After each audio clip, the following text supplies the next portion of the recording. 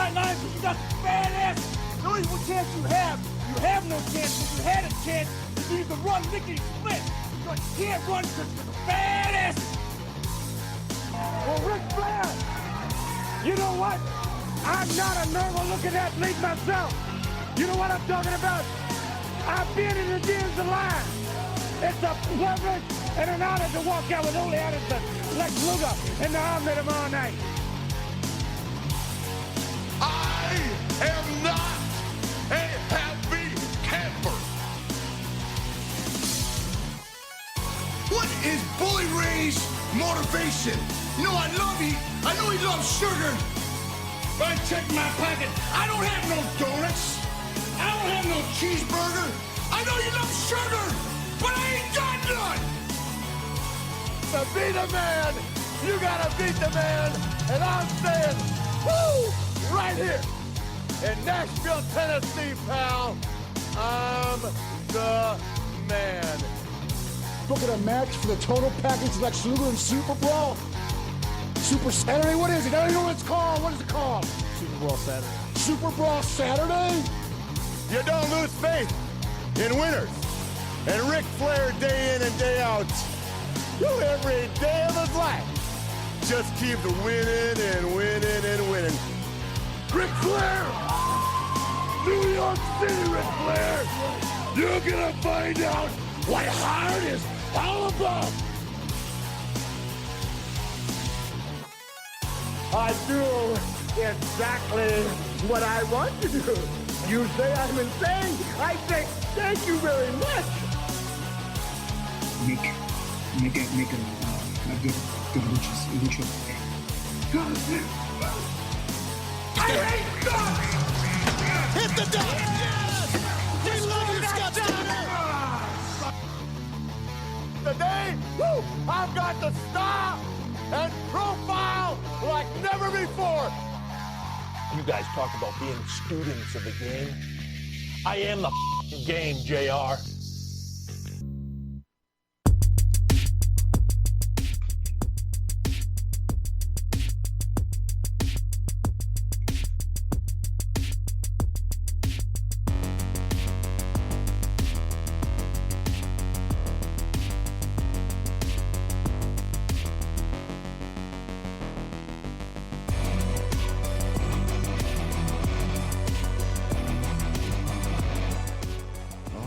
I like that one. That's a good one. Yeah.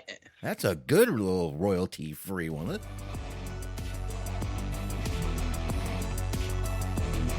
Starts out like a Nine Inch Nails song, dude.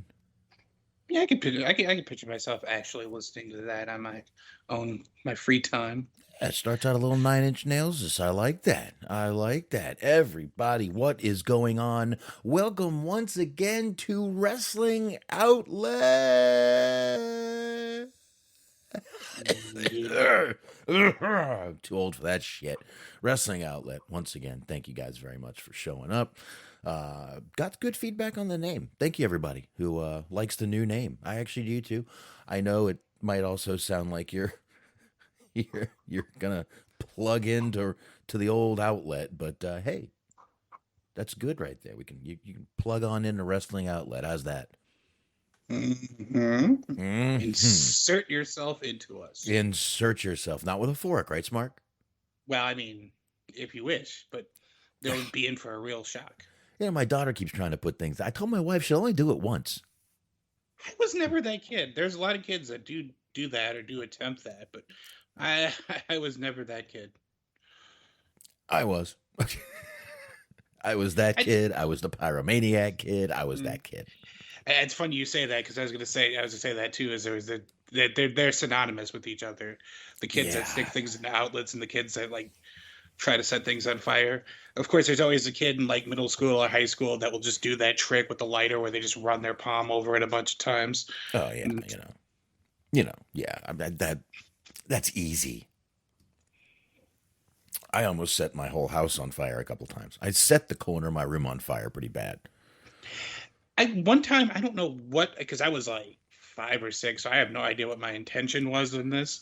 If I was just trying to play a prank or whatever, but I put the remote for the television in the oven, and nobody checked the oven, and they heated it up and like preheated it. Right. Fucking when they opened the door, the fucking like batteries fucking blew up.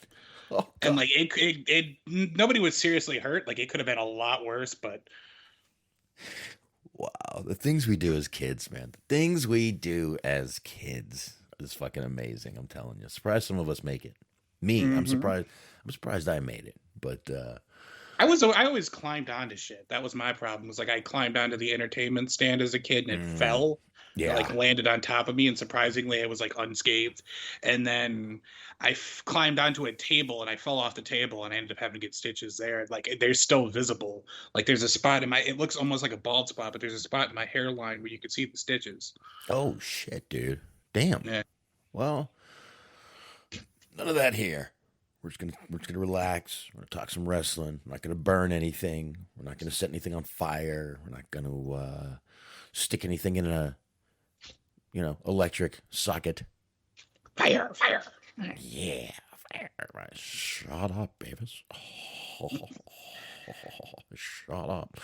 Anyway, once again, thank you for joining us here on Wrestling Outlet. It is Wednesday night, and there's not a ton going on in wrestling, but I'm sure we can find plenty to talk about either way. We will definitely get into a bunch of that. And maybe a few other things non-wrestling.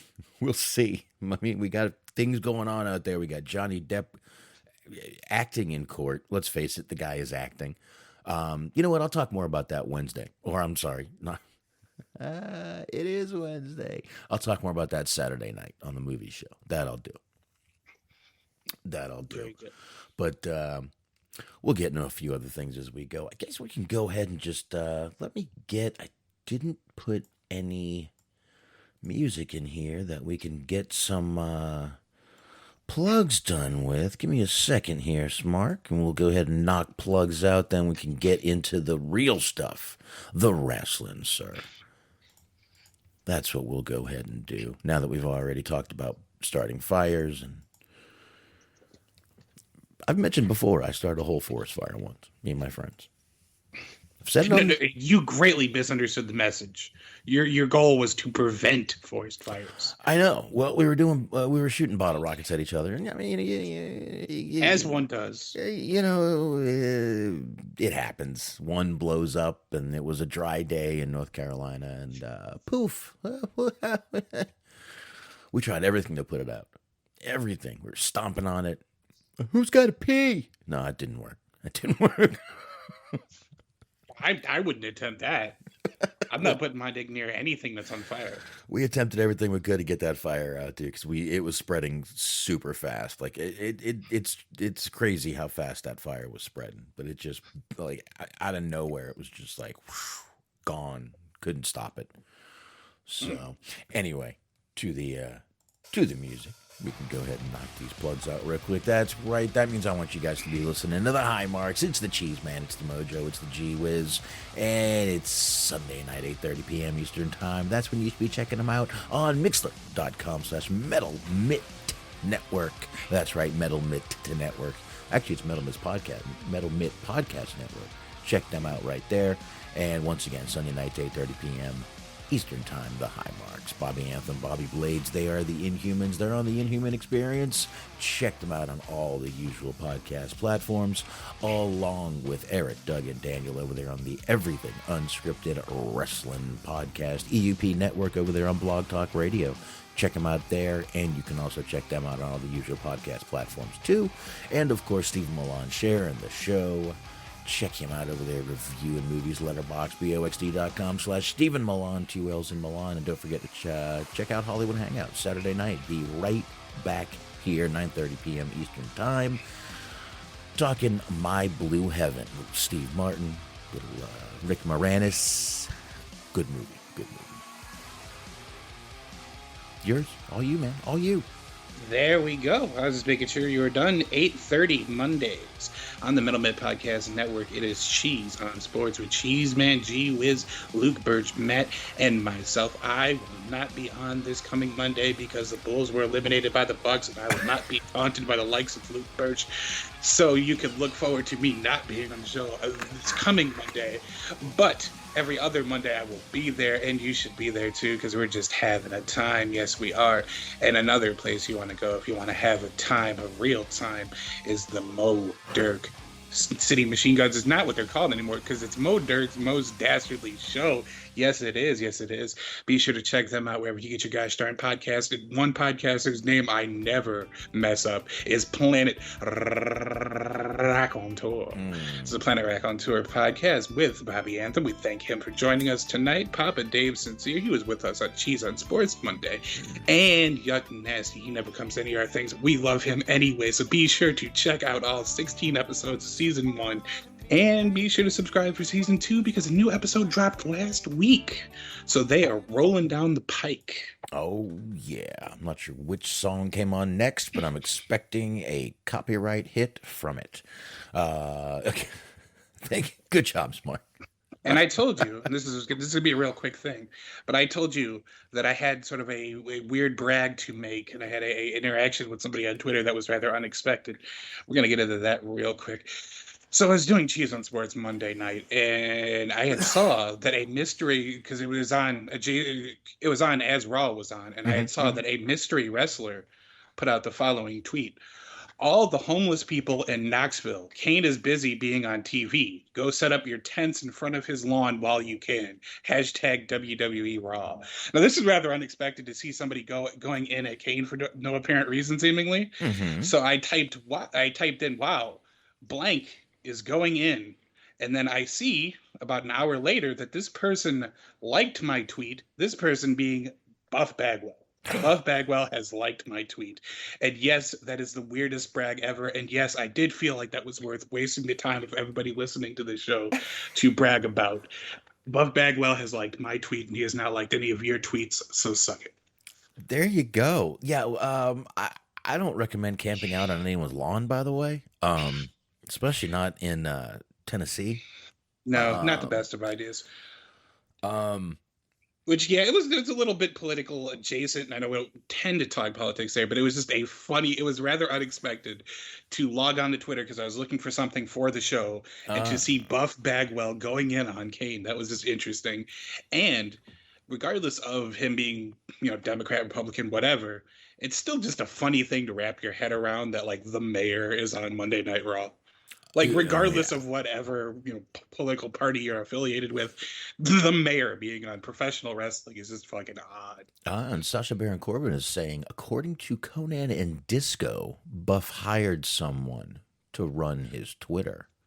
I would like to believe that it was Buff Bagwell took it upon himself to actually click the like button on this one. I think you should. I think you absolutely should take the fucking W here, run with it, roll with it, and fucking congratulations, I guess, are in order. I'm not quite sure. Congrats. Yeah, maybe. No, I mean, that's not even the best one. The best one was New Jack, but which was just me being thankful that New Jack read something I said and decided not to kill me.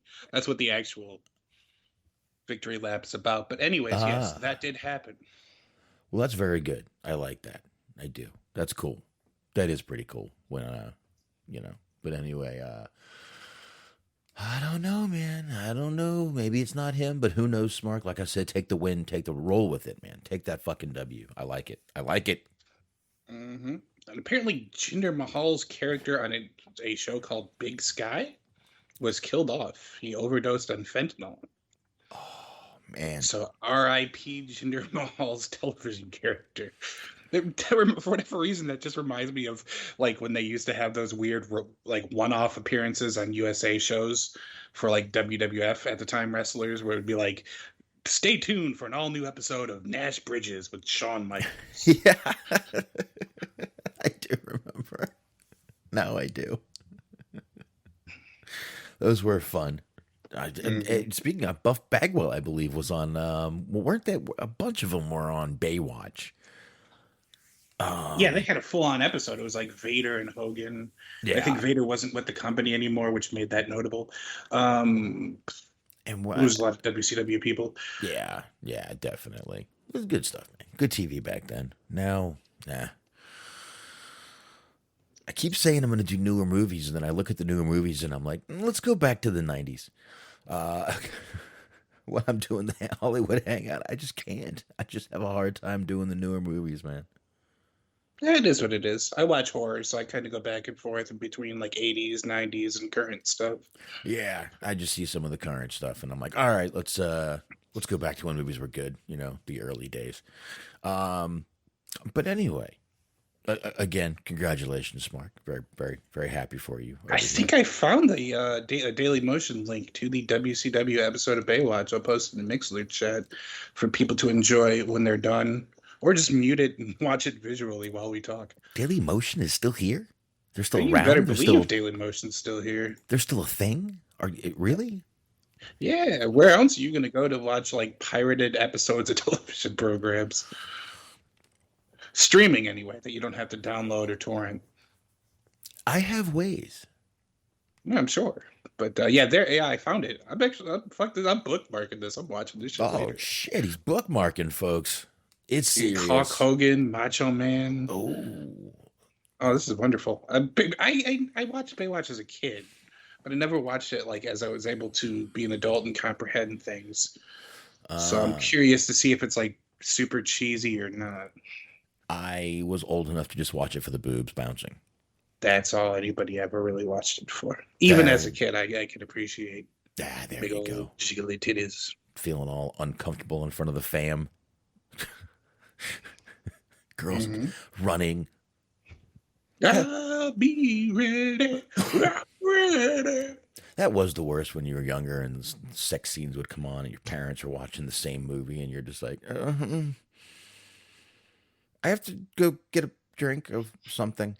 Dude, that's awkward now as an adult. Like, I'll watch a horror movie with my mom and they'll just be like those people be just fucking and it's like, this is uncomfortable. Well, I mean, you know, if you watch Pornhub, that's an opening for you, Smart. I tend not to watch Pornhub with people I'm related to. I mean, call me old-fashioned, but...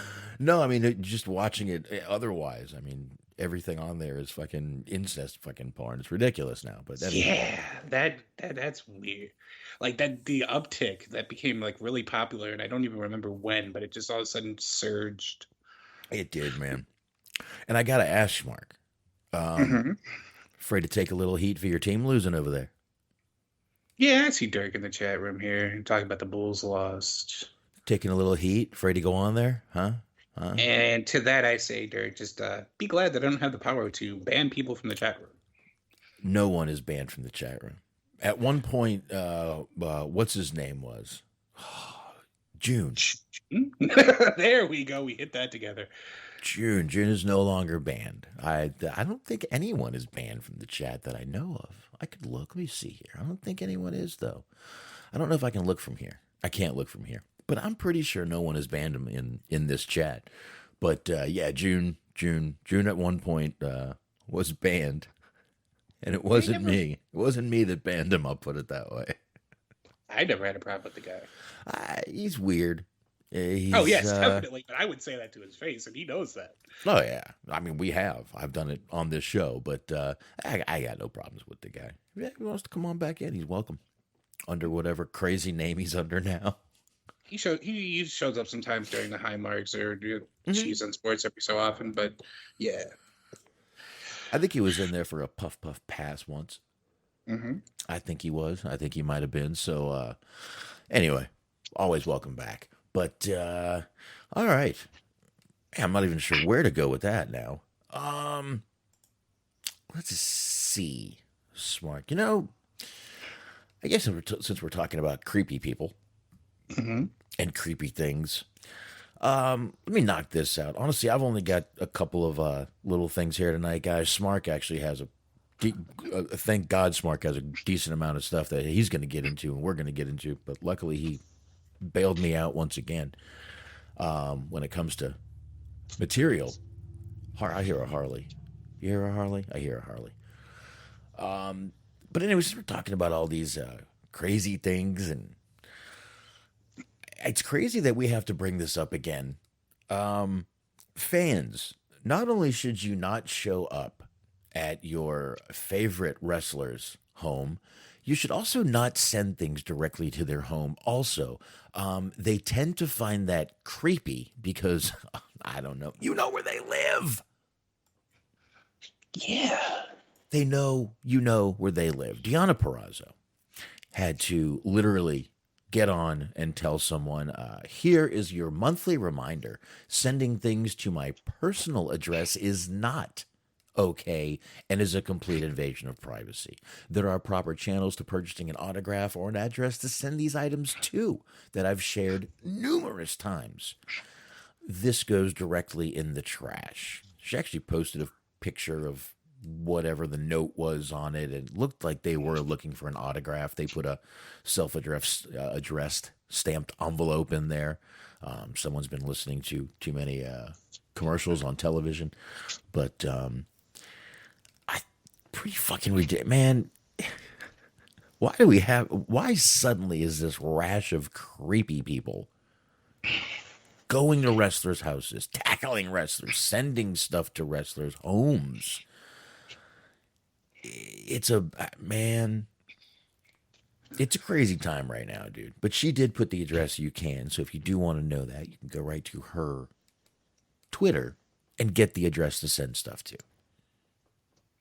Yeah, that is very odd. And unfortunately, it seems like it happens majority-wise, because we talked about before, like Rey Mysterio had this problem. But for the most part, it seems like it happens with the female wrestlers, unfortunately.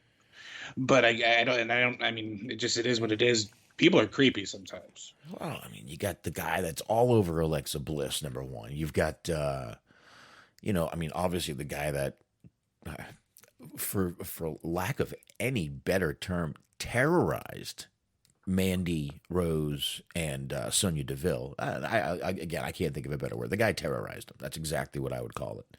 Mm-hmm.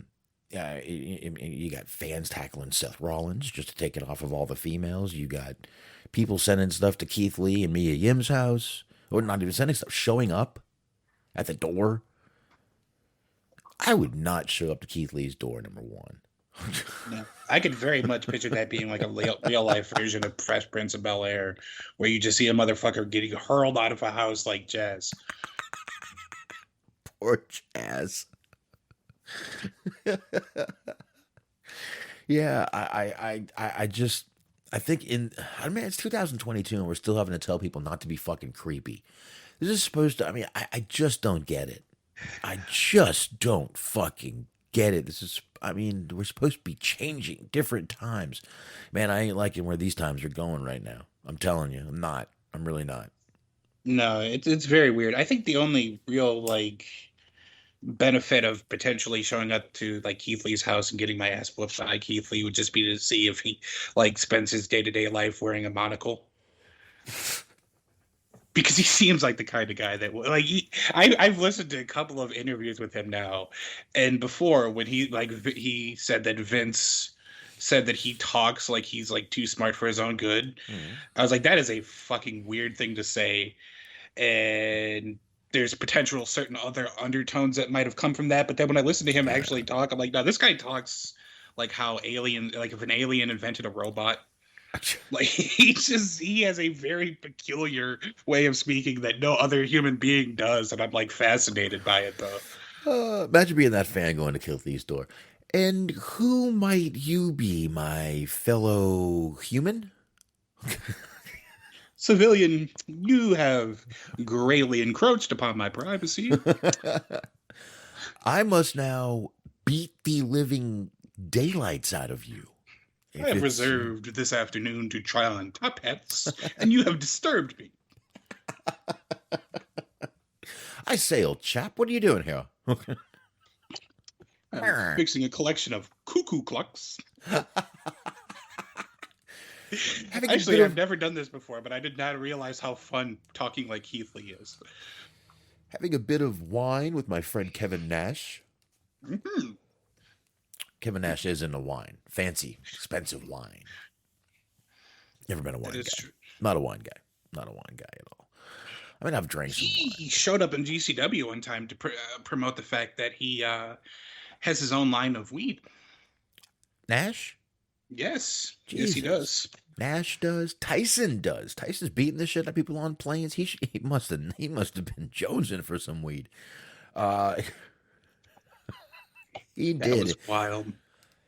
The guy was, well, first of all, it turns out the guy is some fraudster scumbag, pretty much career criminal, which doesn't make it right or wrong, but it explains why the guy was being a drunken douchebag on a plane. If you're going to be a drunken douchebag, all right, that's fine. I would not recommend being a drunken douchebag to a man like Mike Tyson, who I'm just going to guess he has a short fuse. Have you ever watched when Mike Tyson was doing like promos for his fight news conferences? They didn't usually end with a smile. I mean, remove the fact that he is Mike Tyson. Either way, I would not antagonize anybody who communicates with a group of pigeons, which is what Mike Tyson has been known to do in the past. I don't know why I call them Mike Tysons, but that's what Mike Tyson has been known to do in the past. Well, he flies pigeons. Mm-hmm. Listen, if you watch bird people are a very different kind of person. If you not ever necessarily seen, that there's anything wrong with that, no. but bird people are their own kind of people. They are. Now, if you would keep up with NYPD Blue, you would know that a lot of tough guys raise birds because Bobby flew birds, and a boxer taught him, and a lot of boxers he knew also flew pigeons. Bobby played by Jimmy Smits, and it kind of became a running thing in the show that he flew pigeons. Matter of fact, in the first episode, he was talking about, he kept saying the word cock in the first episode he was in, and they were all like, "What are you talking about?" And he's like, "I raise pigeons, birds." You know, it was weird. First time I think I heard the word cock on network TV, though, was without it being accompanied with a doodle-doo. That's right. Of course, the ever so accompanying a doodle-doo. I have nowhere to go from there. Well, you better figure. Oh, I mean, I could do my last one, and then you could just start rolling if you want. Well, that was also the same show where they had old boy's ass hanging out. Yeah, old boy Dennis Franz, his buttocks. A couple of times we saw there was a lot of ass on that show. Not all male. We got to see Charlotte Ross, her ass, Sharon Lawrence, her ass, Jacqueline Oberdor's was on later. We got to see hers. There was a lot of female ass on that show too. But yes, unfortunately, there was. I think the first ass ever shown on that show was actually David Caruso's bare ass. We got the ladies loved it because he was huge. Was he huge? Well, as in popularity. I see. Fucking pervert. You fucking pervert. Jesus. A swelling of support. Oh, you're getting worse. Anyway. That was also, if I'm not wrong, the same show that they made a big to-do about it because they said shit on air. And then there was a South Park episode where they said shit 125 times or something. Well, they used to use bullshit a lot on that show. And shit, but bullshit was a big one they used on NYPD Blue. It was one of the first network TV shows to just blurt it out. And let it fly. So, but I believe that show came on at 10 p.m. And you got to remember, that was a network television show. Not South Park was on Comedy Central, which was a cable station. Right. A little bit of a difference, but after 10 o'clock, you're a little more free to do whatever you want to do. Which is why when WWE used to do Raw, you'd notice that second hour was always a lot more, lack of a better term, raw than the first hour. So that was why, because after that 10 p.m. Eastern time hour, you can get a little more raunchy. And NYPD Blue certainly took advantage of it. Well, they had two, like, I always thought it was silly, but I guess for whatever reason it was important to them for them to have the distinction was, and I don't remember the proper order, but the 2 hours that they ran, they both had different titles. Because, like, I think the first hour, let's just say it was the first hour, was Raw's War, and then they had the War Zone. I never caught that. I was usually drinking when watching Raw. A lot. Yeah, I don't know why. Just for whatever reason, I remember that because they, for a while, they made a big to do about that. I think you're right, but it did definitely get a lot more, a little more raunchy after that 10 p.m. hour and Eastern time. So, and like I said, it definitely, NYPD Blue definitely took advantage of that shit because they would just blurt out bullshit. And it was more the later seasons when they started doing that. I would say more when, what's his name? John Paul Gosselaar, Zach from Saved by the Bell came on the show as a regular. That's when they really started using bullshit a lot on the show. Nice. Very nice. Yeah. That's at least when I started catching it. I mean, I've seen the show enough times, let's be honest here. I kind of know what I'm talking about. Sure. I've seen it once or twice, once or twice. But, all right. Where do we go from there, my man? You tell me. We can go a couple of different places. Oh. Where? Where do you want to go? Want to go to, like, Florida? Hawaii? Ooh. Oh, yeah. We can go to Florida. I want to go to, and then we could, like, transition to Cancun. It's spring break's over, but... Still like to go. I wouldn't mind going to Cancun. Never been to Cancun. Been to the Bahamas. That's about as far as I've been. That's it. Yeah. I mean, it's sort of my dream to be able to go to a place where people speak a different language than I do and then get upset that they don't speak my language, which is a very specific dig at a lot of people that, like, around this area that go to Cancun for, like, fucking spring break and then get mad. Why don't y'all speak English? Because you're not in fucking America. Okay. For whatever reason, there's a lot of people here that, like, go to, God, I cannot remember the name. Myrtle Beach. There we go. Myrtle Beach. They go to Myrtle Beach because it's South Carolina. It's not too far away. But for whatever reason, everybody takes the same fucking photos. They have on, like, a polo shirt and everybody wears white pants. I don't like, guys wear white pants, girls wear white pants. Everybody puts up a fucking family photo of everybody in their family wearing white pants and a tight polo shirt. And I don't understand. You got to be dressed like it's Miami Vice. Yeah, I guess. That's what it is. You have to look like it's Miami Vice, even if you're not in Miami.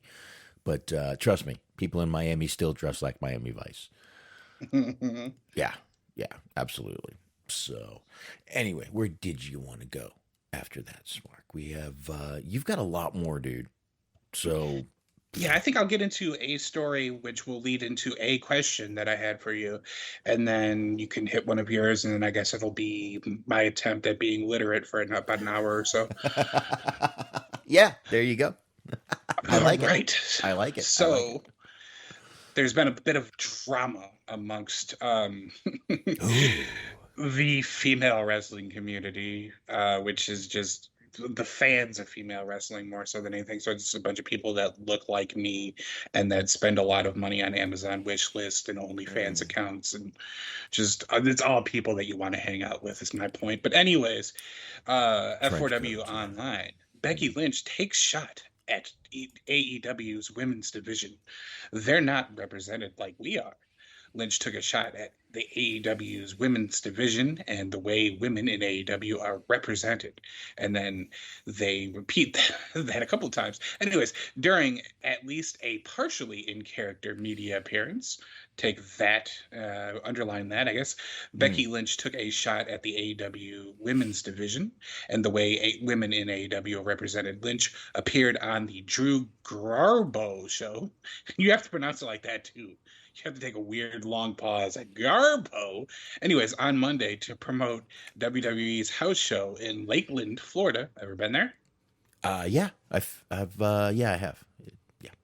Cool. So Lakeland, Florida, this Saturday, when asked if women at, quote, the other place motivate her to raise the bar even more, Lynch said the AEW's women's division represented in the...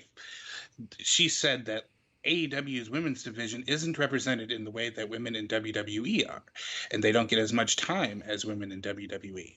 Lynch stated that, frankly, the AEW women's division isn't as good as WWE's. Quote, I wish I could say yes, but unfortunately, I don't think they're represented the way that we are. They don't get as much time as we get, and they're not as good as we are, Lynch said. Frankly, even. She's not holding anything back. Quote, we have, certainly on Raw, we have the best women's division in the world. In the world, she repeated herself. She has a bit of an issue with this, apparently. And I say that without any hesitation in my voice. We have the best women's division in the world. She's already said that 3 times now. And yeah, the competition is great, and it's great for there to be another place. And I have a very good friend, Ruby Soho, over there, and I would love to see her as champion one day. I would love to see her getting the spotlight that she deserves. Competition is always great, but over here, we're just on another level now, man. We're on another level. So I didn't realize she talked this way, but apparently she just like repeats shit a bunch. Yeah, man. Yeah, man. That's the best way to do it, man. I mean, I guess, when English isn't your first language and you come from Ireland, because it's an entirely different way of speaking over there. Yeah, different way of speaking. She's got that Conor McGregor brogue going on. Yeah, there you go. But yeah, so that's been a bit of a thing. There's a whole little paragraph about how she did what she did on Raw last night. We don't need to get into that. But anyways, she's saying that the women over in WWE are better and that they get more of an opportunity, more on-screen time, more representation, so on and so forth. And that has caused a bit of a controversy amongst people who have nothing better to do with their lives. I would tend to disagree with some things she said.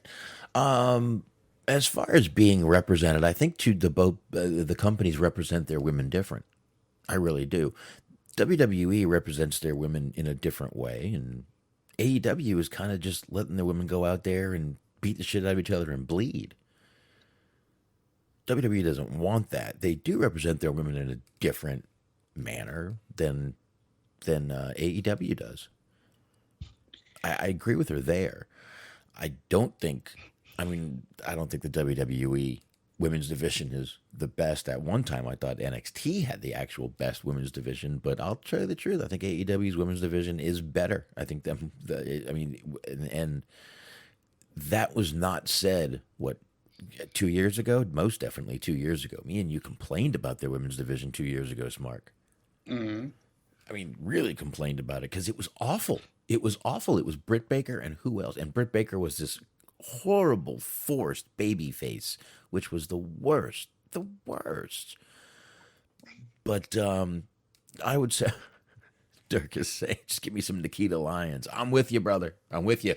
Oh, sure. Right there, man. I'm there. I wouldn't mind a little climbing on that myself. But anyway, I mean, obviously, if I was single, just in case you can hear me. But I mean, yeah, the two companies do represent women a little different. AEW is a little more TV 14, and WWE wants their women to be a little more role model-ish. I don't think AEW is looking for the role models out there right now. I think they're just looking to have badass women. WWE wants role models and merch, and that's what they want. Trademarks, and so that is, if that's the representation she's talking about, I agree. Yeah, I mean, it's interesting because, that's a good point that you made too, about how they care more about how their women are represented in terms of, like, I guess, commercial appeal and being able to, like, show up on The View and the Today Show and all that shit and fucking make commercials hawking Girl Scout cookies and stuff like that. They're always more image conscious than AEW is, and I think you just say that in general. But in terms of, like, compare and contrast, I feel like at the top, WWE has more star power at the very top of the division, because you have kind of a dearth of women there that are, again, at the top. You have, Becky Lynch, you have Asuka, you have Bayley, you have Charlotte Flair. The star power is there at the very top of the division. But then once you start looking at the middle, once you start looking at the bottom, it kind of flattens out real quick. And the problem that they have is like it's sort of, you have star power, but you have star power divided amongst 3 shows. So you have a couple of good people on Raw, you have a couple of good people on SmackDown, you have a couple of good people on NXT, but it's the same problem with the men that leads to the same matches over and over and over again. And like, yeah, the talent's there, but if you're doing the same things over and over again, that's a problem that makes people less interested in your division, even if your division has more depth. Definitely see where you're going there, but yeah, and I mean everyone's starting to mention, but I mean here's another thing about the WWE division: they focus too much on Charlotte. I know, everybody, you're hating on Charlotte. It's the cool thing to do. I really have never thought. I've always thought Charlotte was overrated. So let's not even get into that. But they do. They focus too much on her. I mean, look at Rhea Ripley. She had this. I've said this tons of times. I'm sorry. She had this huge fucking motivation going. And what did they do? They brought in the fucking cooler. El Charlito, the cooler.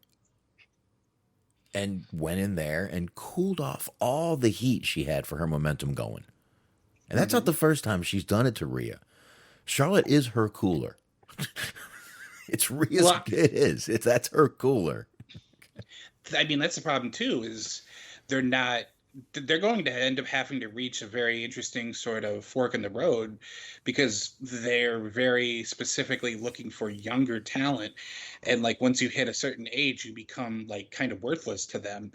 And they're getting to a point now where some of their top female talent, male too, but female talent, are starting to hit that age. They're starting to get older.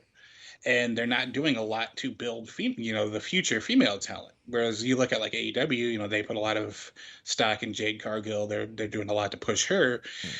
But then when you get to WWE, what they're doing is like, yeah, they'll put the belt on people. They'll put the belt on Rhea, like you said. They put the belt on Nikki Cross. They put the belt on Bianca Belair.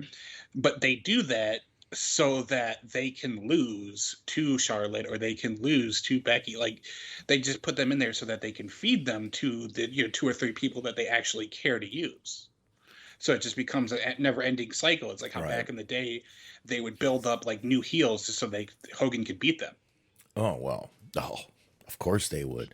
But I do want to point out also, Smark, in this article, this is the question Becky was asked, by the way. When asked if women at that other place motivate her to raise the bar even more. So I just want you to know, with all this that she said, the only thing she did was really put over WWE as the better division, and that's it. She never really answered the question at all. But I expect her to say nothing less. What is she supposed to say? Oh, AEW's women's division is so much better. They just make us look like fools over here on Raw, blah, blah. She's not going to fucking say that. Right. She's not supposed to, obviously. But she didn't really answer the question at all. Yeah, and like you said, and then like, of course, at the very beginning of the article, they did mention that it was at the very least partially in character. And like, we see this shit with like Seth Rollins all the time to stay in that sort of, family, I guess, of just like never, ever, ever acknowledge or give anyone from anywhere else credit. And it's just like, and I don't blame them. I mean, that's how the checks keep coming in. Well, if you're committed to being there, that's what you're expected to do, and that's what a good company person would do. I understand the logic behind it, but it is what it is. It's, take that into account when you read things like this or when you hear things like this. Oh, definitely. Because, some people, still real to me, man. It's still real to me. So, there you go. But, like I said, I kind of agree with what she's saying. And both companies do not even present their women in different ways. Just literally, they do. And I get it. WWE is this fucking giant marketing machine, which that's really what they are. They're not really a wrestling company anymore. They're a fucking marketing company. They're a merchandise company. That's really what they are at this point. The wrestling is just to get you to buy their shit. Pretty much. That's it. They put people over, so you buy their shit. They're just a marketing company. They're going to market this person. They're going to market that person. They're going to market this character, that character, and that's what they do. They're nothing but a full-time marketing company. It's just who are they going to market? How are they going to market them? They're just a PR marketing company is all they really are. Wrestling is just there for you to, for something to do, something to put on television that isn't just a fucking modeling show, I guess. Pretty much. It's like how back in the day when you would like watch cartoons, you would like maybe watch G.I. Joe. We're going to talk about them later. And they would introduce like a new character or a like variant on how a character would dress or, whatever the case might be. And it just became abundantly clear that they were just doing this to sell another toy or like another play set or whatever. Where it's just like half the time the show serves as just, an infomercial. Yeah. Quick, give them a flag this week. We can sell those. Mm-hmm. Oh, yeah, dude. Trust me. All marketing. Everything is marketing. That's what it's all about. The old De Niro. The old cashish. So, all right. And you know what? That kind of brings me into this little opinion piece, Smark, that was on Bleacher Report that I kind of wanted to... It more brings me to a question to ask you. This is something we've talked about a few times on this show, but it gets brought up a lot. Now, Bleacher Report had this article. It was by Chris Rawling. Yeah, 1-0, Rawling. Chris Rawling. And, I mean, I don't really need to read you the whole article. Basically, the headline will tell you, see you later, Luke. Thanks for stopping by, buddy. Basically, it's an opinion piece, and the headline is WWE should ignore critics and keep Raw SmackDown brand split intact. So it's all about the brand split. He gives a few reasons in here why they should, and I kind of agree with him, but the one reason that wasn't brought up is one of them that I would say. But smart brand split, for, against. Largely against as a viewer. I could understand certain reasons why they might want to keep it that way, but I feel like the intended purpose is to give spotlight to more people and give a chance to shine for people that wouldn't have necessarily gotten a chance to shine if they were on a roster that there was only one brand and it was the same group of people, because ultimately that's still what's happening. Is it's still just the same group of people that are getting a position anyway that would still, if it were just one entity, still be getting pushed as it is. Yeah, I mean, let's face it, I'm going to use Charlotte as another example here. If you didn't have to make an excuse for Charlotte to go on every show you had, you would probably have her on every show you had.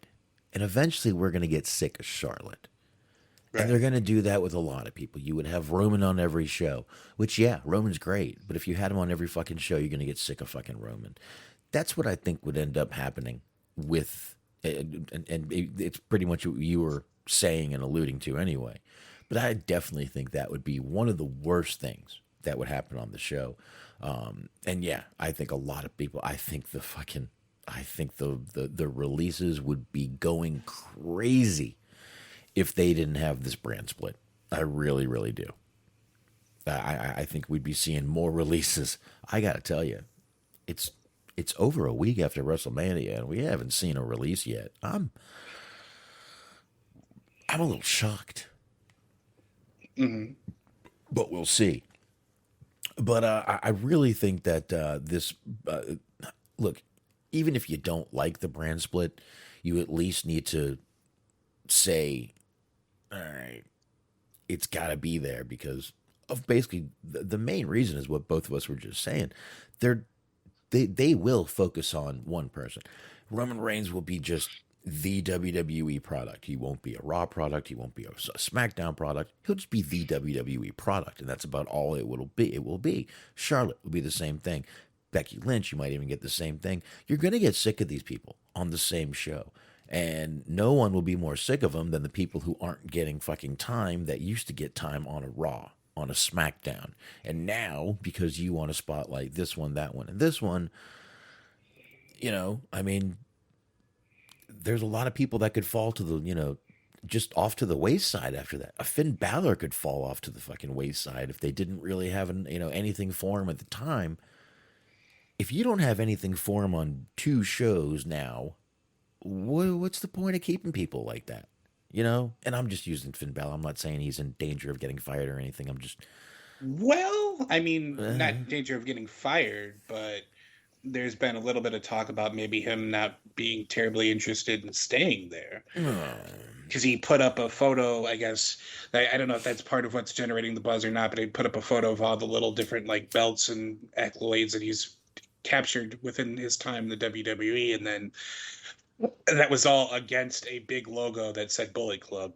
So I don't know, maybe people do that all the time though, to work the marks, as they say, but just teasing the old Dolph Ziggler experiment of just, I'm not interested in staying here, but I'm going to stay here. Some kid could have made that and he fucking shared it. Come on, people. Yeah, who knows? But it seems like we're pretty agreeant, on the reasons it has to be there, whether we agree that we enjoy it or not. Well, and I mean, another thing to consider, though, is that if they were to end the roster split, you would get Baron Corbin on every show, which is what SBC said in chat, and he said that is a plus. So, I mean, that is something to consider. You would definitely double your dose of Corbin.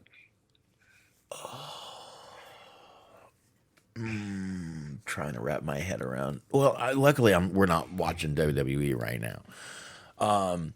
But either way, I this is always something good to bring up. And I mean, like I said, we've breezed by this topic a few times. We've never really just got into it before, and I was always kind of wondering. But yeah, I really think that a lot of great mid-card talent that we enjoy. I mean, listen, that even a Dolph Ziggler or someone could really not benefit from that.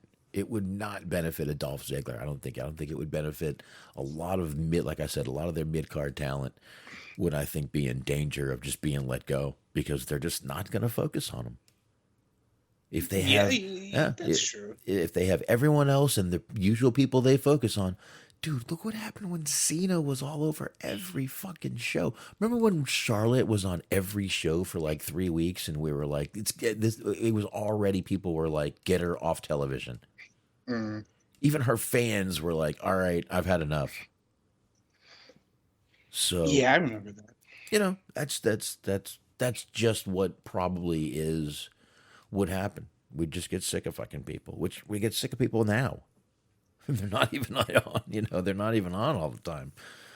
So they're kind of doing that right now with Natalya, apparently, because she's on SmackDown just as her brand, I guess. But then she's also going to NXT, and she's like having this feud with Cora Jade because I guess Cora Jade looks they're marketing her now as WWE legend Natalya, which if I were her, I'd be a little bit worried about my longevity in the next couple of years.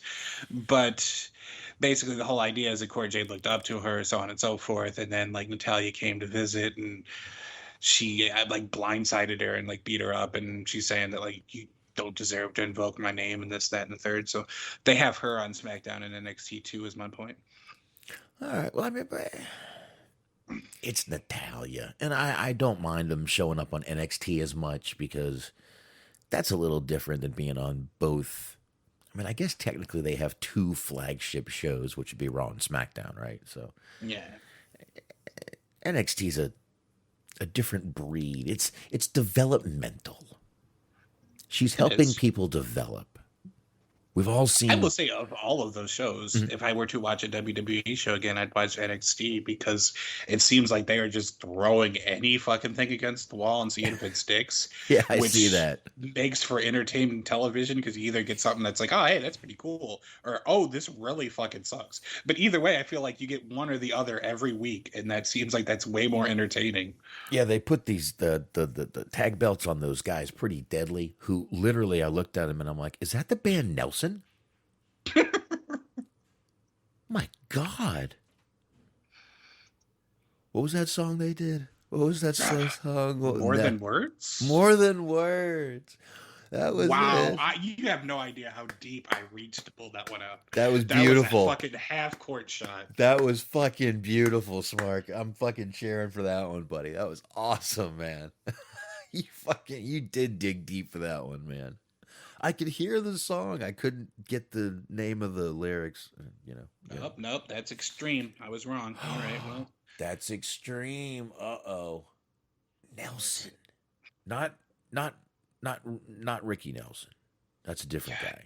This is gonna be hard to find actually, because I searched it and now I'm gonna have to search YouTube because I got a whole bunch of different fucking websites for like paint companies or some shit. You just type in Nelson songs. Do I need to do this? And you're right. That is Extreme. That was Extreme. More Than Words. You didn't find it yet. I mean, I'm searching it right now, but I can only type so fast. Can't Live Without You. After the Rain, More Than Ever. Only Time Will Tell. All Shook Up. No, definitely wasn't All Shook Up. All right, I mean, that's one of their. It's parentheses, You Got Me, and then it's All Shook Up. It's not like a cover of the Elvis song. Can't think of the one Nelson song that I know. I'm looking through all their songs here. Maybe it's Rocking Around the Christmas Tree, possibly. I don't know.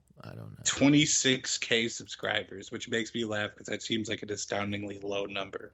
But if you look at them, they kind of look exactly like Pretty Deadly. They got the long hair, the blonde. They look like Nelson. Nelson, rock band. Check them out. Maybe they have six. They have 6 songs uploaded to their YouTube. I don't know why that's so funny to me. Well, other than the fact that like they've been around forever, and it's just like, yeah, here's all 6 of our best songs. 12, 31, 50. Google has a lot more. Google has about probably a good 30 songs, 32 songs. But a bunch of them are... There's a playlist, but then I think they link you to like other people posting videos. No, don't. Weird. Let's just skip that. But well, I mean, I kind of want to get to the bottom of this. After the Rain, I think it must be More Than Ever. Yeah. It must be. And I'm not going on my phone to start playing this shit, so don't worry about that, folks. I ain't doing that.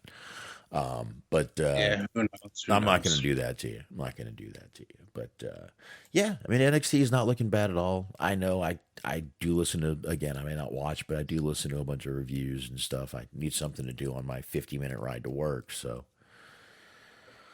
podcast it is. Been listening to some poker podcasts lately. There is some big to-do going on in the poker world, Smark, if you want me to just kind of divert a little bit. I mean, I'm intrigued. There's a lot of cheating going on online. Yeah, that seems entirely possible. Well, I mean, there's certain cheating they really can't catch. If you're on the phone with your buddy, if you're doing this, if you're doing that. To be honest with you, if you're playing high stakes with pros, they're going to catch shit like that. If you're in a fucking room in a room with play money, no one's probably even going to give a fuck. But thing is, this is with high stakes tournaments that they're playing on something called GG Poker. Basically, what it is it online tournaments, but this site came along when the pandemic hit and the casinos closed down. All these fucking high rollers still wanted to play big high stakes tournaments and no one had them. Boom, GG Poker starts. Well, it's interesting how we can perceive the world sometimes, isn't it? Because high roller and degenerate gambler are probably both one and the same. In many ways, yes. But they were doing $10,000, $25,000, $50,000 buy-in tournaments is what they were basically doing. Well, one guy, I'm not going to start mentioning all these. If you really are interested, you can go in and dig this up. Just go to pokernews.com. Okay. It's all right there. But one guy was basically taking hundreds of people, and allegedly having them work as, think of it literally, I'm going to basically put some wrestling terms into it. Think of a giant stable. Just, you've got all these guys, and all they do for you is they play tournaments all day. You're staking these people into these tournaments, and they're playing all day for you. You get a piece, they get a little piece, which that's not in itself bad. The problem is when what he was doing, though, is he was getting people who didn't know, like, say I was in the tournament, okay? He would call you. You wouldn't tell me, but he would tell you, get in this tournament. Eventually, you're going to get to his table.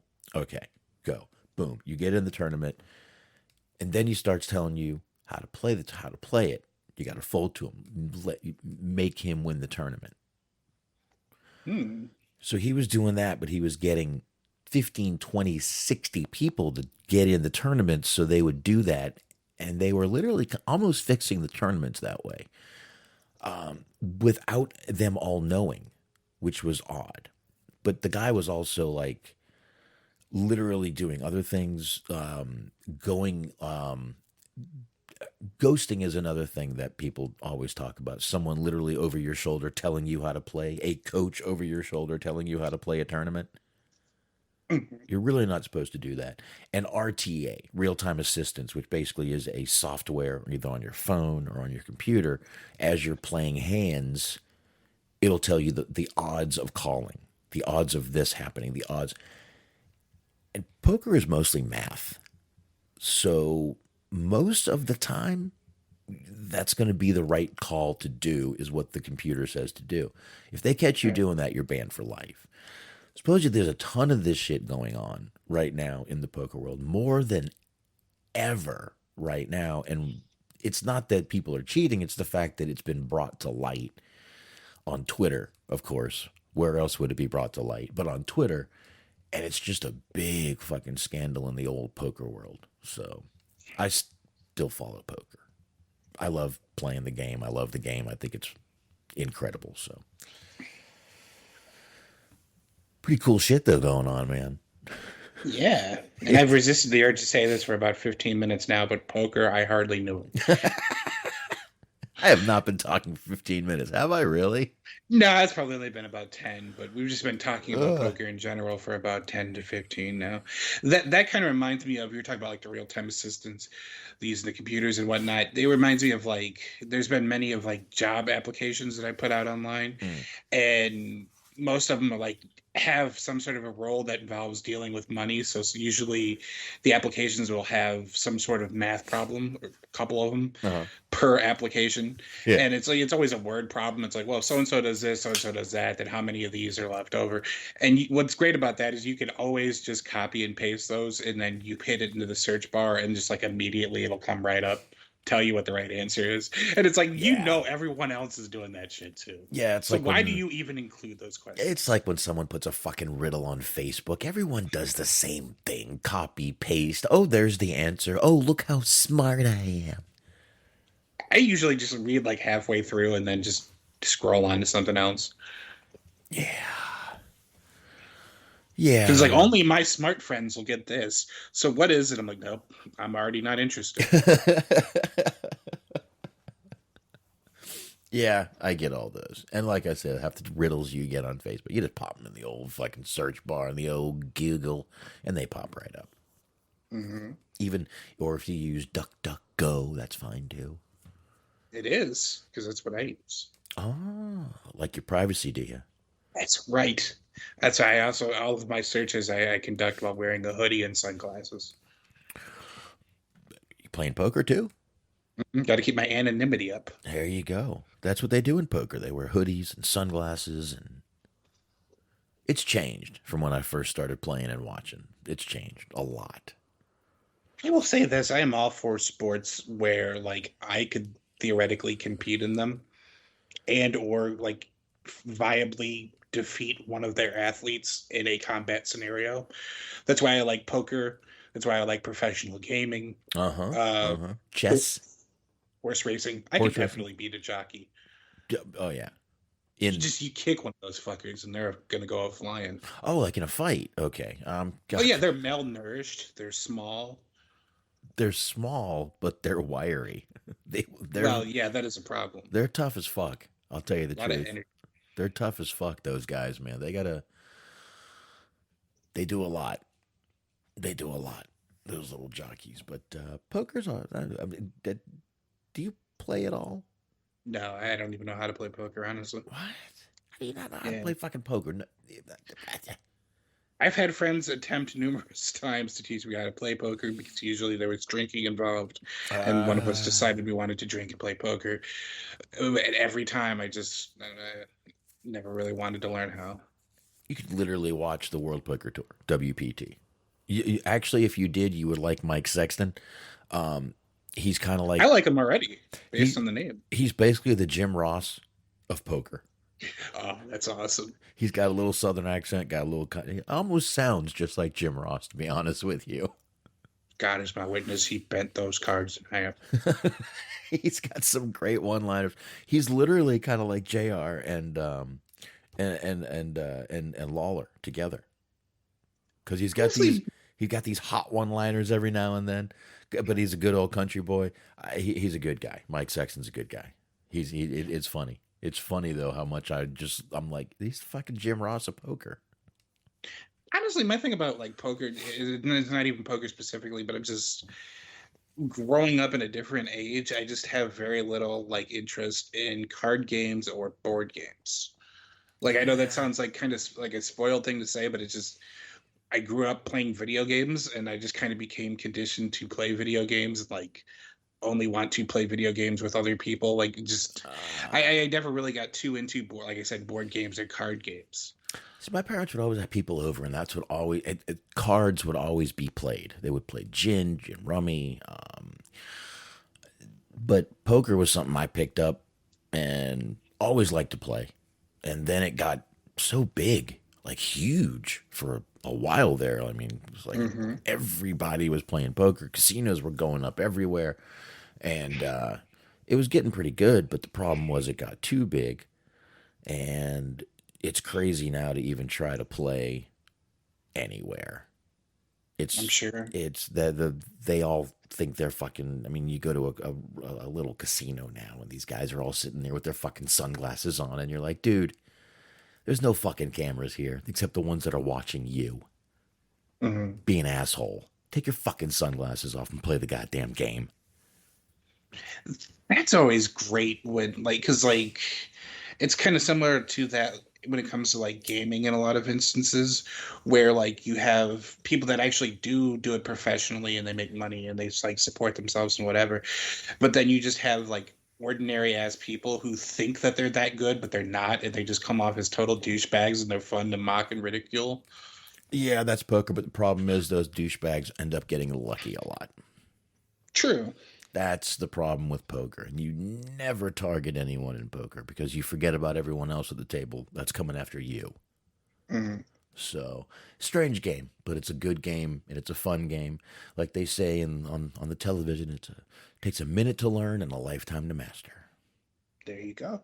But I love playing. And like I said, that Zumo, I've been watching a shitload of it. They have on demand, and I've just been watching the WPT, the World Poker Tour, and I fucking love it. Nice. Yeah, my wife hates it, but I love it. I mean, I basically did meet my wife playing poker. I won my wife. No, I'm just kidding. I'm kidding. I'm joking. Joking. I put up 4 of my finest goats, and I won my wife. But I did meet her playing poker. That's not a lie. I actually did. I met her in a poker room. Nice. Yeah, in a cash game. So I didn't really win her. I won her over. I won her over. Oh, Jesus. Damn it, that's twice tonight. We've been doing a show for too long. All right, I'm fired. Fuck it. Let's leave. Yes, we've peaked. It's time to go. We've peaked. How do you like that new name? Go fuck yourselves. All right. There you have it. All right. Anyway, I'm sorry I diverted that far and that long to my passion for poker, but I apologize. That happens. It happens. It does. It does, Smark. Anyway, why don't I'll tell you what, we ahead? can go from the Jim Ross of poker to the Jim Ross of being actually Jim Ross, just Ooh. regular old Jim Ross. Okay. 'Cause he's got some plans of brewing. Let's see here from F4W Online again, the old Observer. Jim Ross will be working with The Rock's production company on a project that will, quote, go back and look at the territories. I don't know why they needed to quote that. Speaking on an episode of his Grilling with JR podcast released April 27th, I'm not going to give them. Fuck that. They're not going to get plugged. They won't plug us. Anyways, what he says in his podcast is, quote, I'm going to be doing some work with Rock's production company coming up soon, he said. We're going to go back and look at the territories. I'm not sure of the platform that it's going to be airing on, but I was really happy to have the opportunity to participate. It will be a nice little gig. That sounds dismissive. I think I'm going to be joined by Jake, and of course, this is my favorite part, Michael Hayes, Bad Street, Atlanta, GA, and Ted DiBiase. We're going to look at Mid-South territory first, so it should be fun. The Rock's $7 Productions was founded in 2012. The company has worked on projects as 2019's Fighting with My Family. Oh, boy, I love that. Those ads with Paige, I will never forget them. Anyway, Paige here, and the NBC sitcom Young Rock. Ross first started with NWA Tri-State in 1974, working as a referee. The promotion would later be rebranded as Mid-South Wrestling in 1982. Ross remained with the promotion through its renaming as the Universal Wrestling Federation in 1986 and sailed to Jim Crockett Jr. the following year. Okay, so this could only mean one thing, Smark, which I think you believe, and I think everyone else knows where this is leading. The Rock is inevitably going to AEW.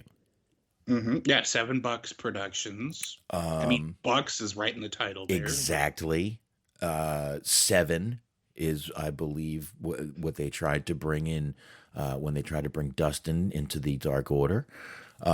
See, this all ties together. The Rock is 100% definitely going to be in AEW. This just solidifies it for me. I think so. Yeah. I mean, just, who could pass up the opportunity to work with QT Marshall? I know, but all right. Obviously, that. Please don't start that rumor. Oh, speaking of rumors, I do have one for you after we talk about this. Don't let me forget to talk about this that one. Sure. This is cool. I think this could be a cool little thing, seeing what the old territories were like at one point. And obviously, you've got The Rock, which, I mean, it doesn't hurt to have a wrestler / wrestling fan or someone who knows the business doing a show like this. This could be a cool little show. Michael Hayes, Ted DiBiase. Where can you go wrong? Jim Ross. I like this. I mean, like I said, it's not significant news, but as somebody who, grew up, that was kind of past their time, I am kind of intrigued about being able to learn some of the history and some of the kind of interesting stories or events that took place during that period of time, and then to actually, be able to get that information from the people that were actually there and not just some guy on YouTube or whatever, That'd be cool to check that out and be able to kind of learn a little bit more about the history of the old wrestling industry. Yeah, I think this is going to be pretty cool. Plus, I mean, Michael Hayes is going to be talking, so that gives a possibility that there's going to be some quotable moments coming soon. Oh, yes. Hopefully we get Salty JR. Hopefully he's in a bad mood that day. Let's all hope and pray. I would absolutely watch 45 minutes of just grumpy JR bullying Michael Hayes. That is quality television. You fucking drunk? Goddamn alcoholic. Look who's talking, JR. I do when I smell Old Spice and Southern Comfort that Michael Hayes was near. And I said, hey, Michael Hayes, you've been going to Taco Bell to look for a new girlfriend? Like, Jim Ross, no. Yeah, it's going to be good. Let's hope we get that, Jim Ross. Oh, shit. Yeah, this could be good. I guess we can all wait and see. But, all right. Again, speaking of rumors, I always say that I have a person at work who knows a girl who's very good friends with Sonny. No. Tammy. And, people have been saying, I just can't believe she's back on social media and talking like, nothing happened, like she didn't actually take a life or anything, right? I was astounded to find out that she was on social media, because I did pull up a story earlier that I decided to not talk about, which we might be talking about now, which I'm okay with. Oh no, I don't know, but this is what I heard yesterday. The reason she's on acting so brazen is because her and her lawyer, rumor has it, her and her lawyer think that the police lost her alcohol test, her blood work. So she may get away with this, which is why I remember last week we talked about the civil trial and said it's a little weird that it happens before the criminal trial. Right. There may not be a criminal trial. And that could be why. And that could also be why she is just acting like nothing happened, because she may just get away with this and suffer zero consequences except for what she gets in the civil trial. That's just what I hear. Well, let's see. I am searching for it now, since we're already in that area, for exact quotes. But basically what she was saying, she replied to, oh, here we go. I don't even have to give you the basics on this. Let's see. Somebody sent her a tweet that she actually, again, I was astounded that she's on Twitter still, and I was even more just dumbfounded that she actually responded to this question. Somebody sent her a tweet that says, quote, "Question for you. How fast were you going when you slammed into the poor old guy, stopped at the traffic light, and killed him? His life ended for what reason? Were you on your way to a fire, or drunk, or high?" Which I'm like surprised that it just wasn't automatically blocked. But she actually responded. She said, about 10, since I was slowing down. 2, period, light, period. Gonna read that exactly how she typed that. But he had a heart attack. Attack is capitalized for reasons I'm not aware of. Nothing to do with my seizure. So not only is she saying that he had a heart attack, which is why he died, but she also had a seizure. She was not drunk or high or on a suspended license or anything like that. No. She had a seizure. So feel bad for her. Yes. Oh, she's the victim. I get it. And by the way, after her response, that person, I do know the one you're talking about. That person came back with this whole, "I'll do better. I'm so sorry. I should have thought of my actions before I spoke," and blah, blah, kiss ass, blah, blah, blah, blah, blah. If you're going to have the balls to ask a question like that, have the balls to fucking own up to it. Yeah, seriously. Like if the response wasn't just bullshit, or in my case, I was reading that, I was thinking to myself that it would literally be more feasible that she rear-ended the guy, he was still fine, and then a bear came out from the woods, opened his car door, mauled him to death, put him back in the driver's seat, and closed the door. And then she hit the car. Mm-hmm. That's probably what happened. I think that's a better one. I think that's a much better. Seems more plausible than her alleged seizure. It also seems more plausible than her doing 10 when witnesses say the words "high rate of speed." Witnesses used those words. Witnesses.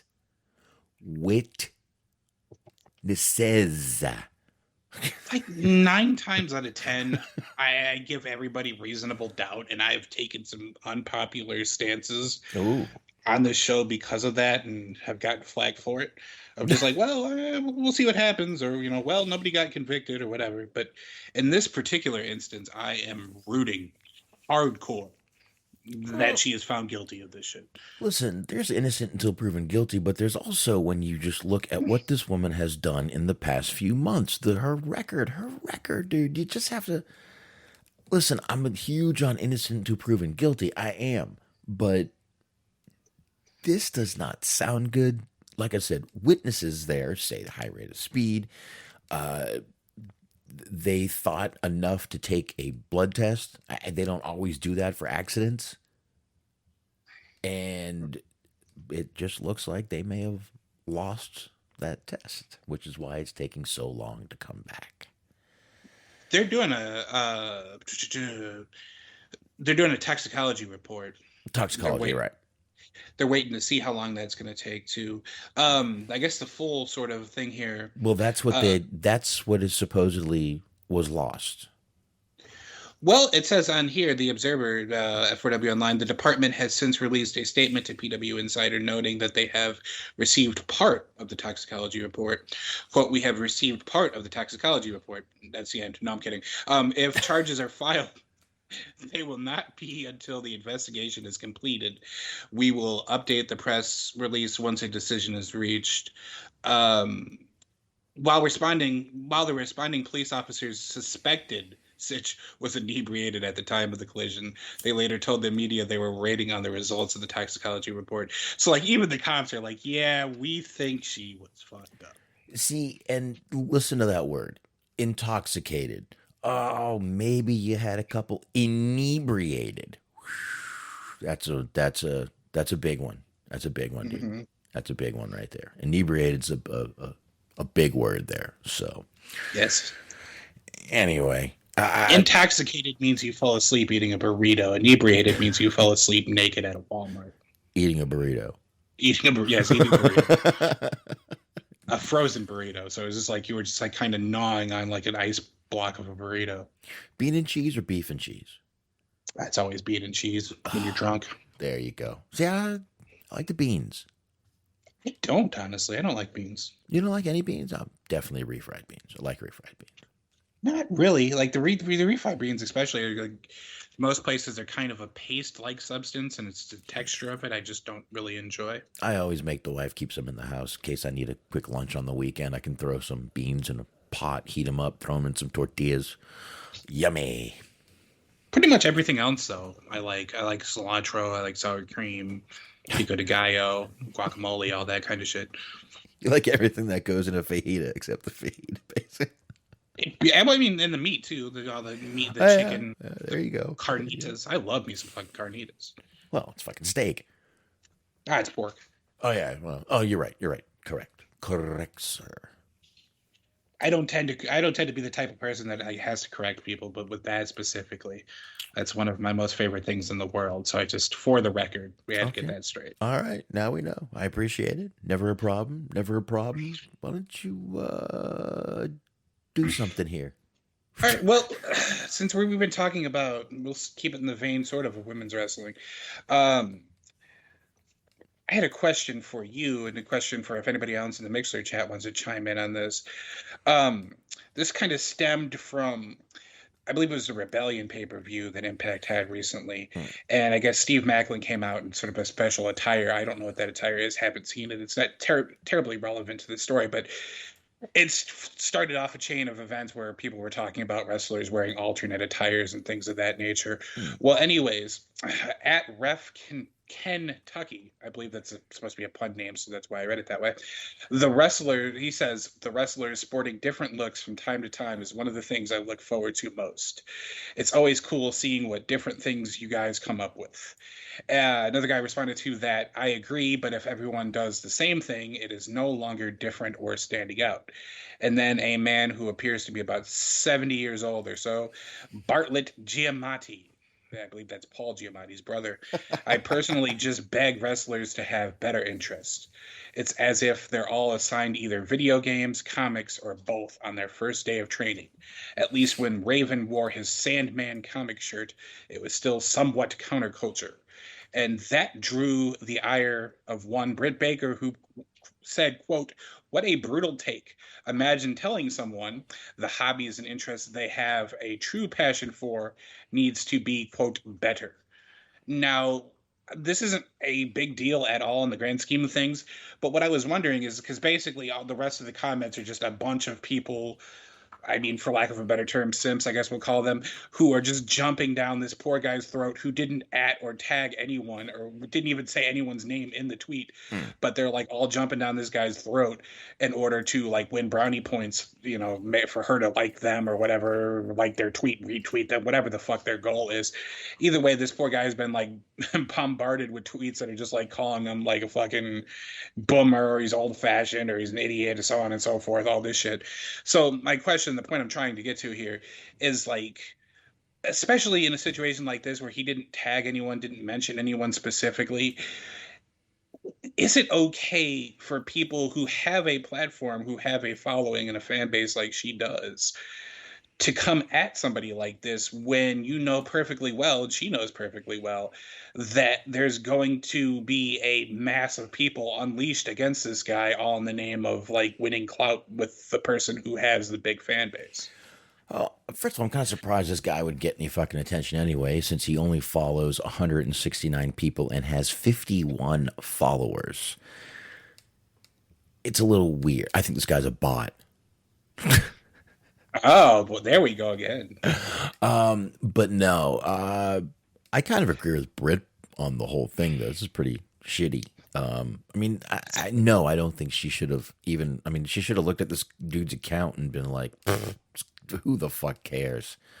But yeah, it's pretty stupid. Who the fuck are you? Who the fuck cares what they're interested in? So I mean, it's a sick of bad it. take for sure. Oh yeah. Because it's like, why do you care what they like or what their attire is? Even if that doesn't matter in the grand scheme of things. But it felt like kind of a shitty thing to do when he didn't specifically go at somebody. Yeah. And then you like sort of unleash your followers to like fucking bombard this guy. Yeah, I why bother? Seriously, it's not even worth it. I don't get why why some of these people see the need to go after these people. They're fucking. Who cares? They're right. I mean, this guy is a literal one. nobody, and you've actually given him way more of a platform than he would have gotten otherwise. This account, I mean, it's only been around since March 2020. It probably isn't a real fucking account. He apparently has a Topps baseball card made of him. I don't know if that's fake or not. I'm assuming it is. Well, that's what I mean. Look at this fucking account, dude. This does not even look real to me. This guy picked someone out of a. Yeah, this is a real guy, but still. All right, let me do something here. All right, I'm going to Google. Okay, the Bartlett real Giamatti. guy. Okay, this real. Oh, yeah. Angelo Bartlett Giamatti, the real one, was a American professor of English Renaissance literature. The president of Yale University. No, this is not the same guy. Well, the fact that he has been dead for longer than I've been alive. There's that too. He died in 1989. He's the 7th commissioner of Major League Baseball. Yeah. But like still, I guess, and I probably should have done some research before I brought this point up. But like you see shit like this all the time, though. Like I saw a guy who just like tweeted out something and didn't tag her, but just used her name. That he was like, he didn't like something that Mickey James did. And then like Mickey James just showed up out of nowhere, and it wasn't even like he was a verified account; it was just a random ass dude, and like started shit talking the guy, and then all of her fans like went after the guy. And this is like, okay, I understand if you at somebody like that, you make yourself fair game, but if you're just watching wrestling and you're just like, I didn't like this Mickey James match, and then like Mickey James just shows up out of the ether and just like, hey, fuck you. It's like, whoa, that's not cool. Yeah, just leave these fucking nobody's alone. Leave them alone. No one cares. No one cares. But I do agree with Britt Baker. The take is awful. That everyone should be able to be interested in whatever the fuck they want to be interested in. That's kind of how this world works. Yeah. I don't know if Mr. Fake Account knows that. Yes, I don't know if the guy who's pretending to impersonate the dead 7th commissioner of Major League Baseball. Yeah, I don't. Let's just not listen to this fucking guy. Yeah, let's let this one die. There you go. So, all right, man, keep going. Hey, speaking of somebody who's really old, Bret Hart is. I love it. I figured you'd appreciate that. Bret Hart is believed to, quote, quietly signed a lucrative WWE deal. The 64-year-old is advertised to be in FTR's corner for a big-time wrestling show on June 10th. It says Bret Hart is believed to have signed a deal with WWE that prevents him from appearing in AEW. Yeah, that's usually how that works. Hart is advertised to be in FTR's corner for a big-time wrestling, that's the name of the company, show on June 10th. He is not expected to play the same role in AEW, however. Our own Dave Meltzer is on the scene. He's got his newsman fedora. Reported in Friday's Wrestling Observer newsletter that Hart is believed to have signed a deal with WWE that prevents him from appearing in AEW but allows him to take independent bookings. Quote, the reason this is on an indie show and not AEW is that those in AEW are on the belief that Hart quietly signed a lucrative WWE deal that would ban him from appearing in AEW shows. But he is allowed to do indie shows, so that loophole allowed this to happen, Meltzer wrote. FTR with Hart in their corner will face Brock Anderson and Brian Pillman Jr. with Arn Anderson, all AEW people, on the show from Webster, Massachusetts. Hart's deal with WWE would prevent him from playing a role in the Owen Hart Foundation tournament as well. The 64-year-old also plans on slowing down. Not showing down. That's not a thing. On slowing down public appearances and autograph events, most likely by the end of the year. The expectation would be for any events he thinks would be particularly fun to do. Hart is also looking at writing a second book that would focus on his life after wrestling and what made him love wrestling as a child.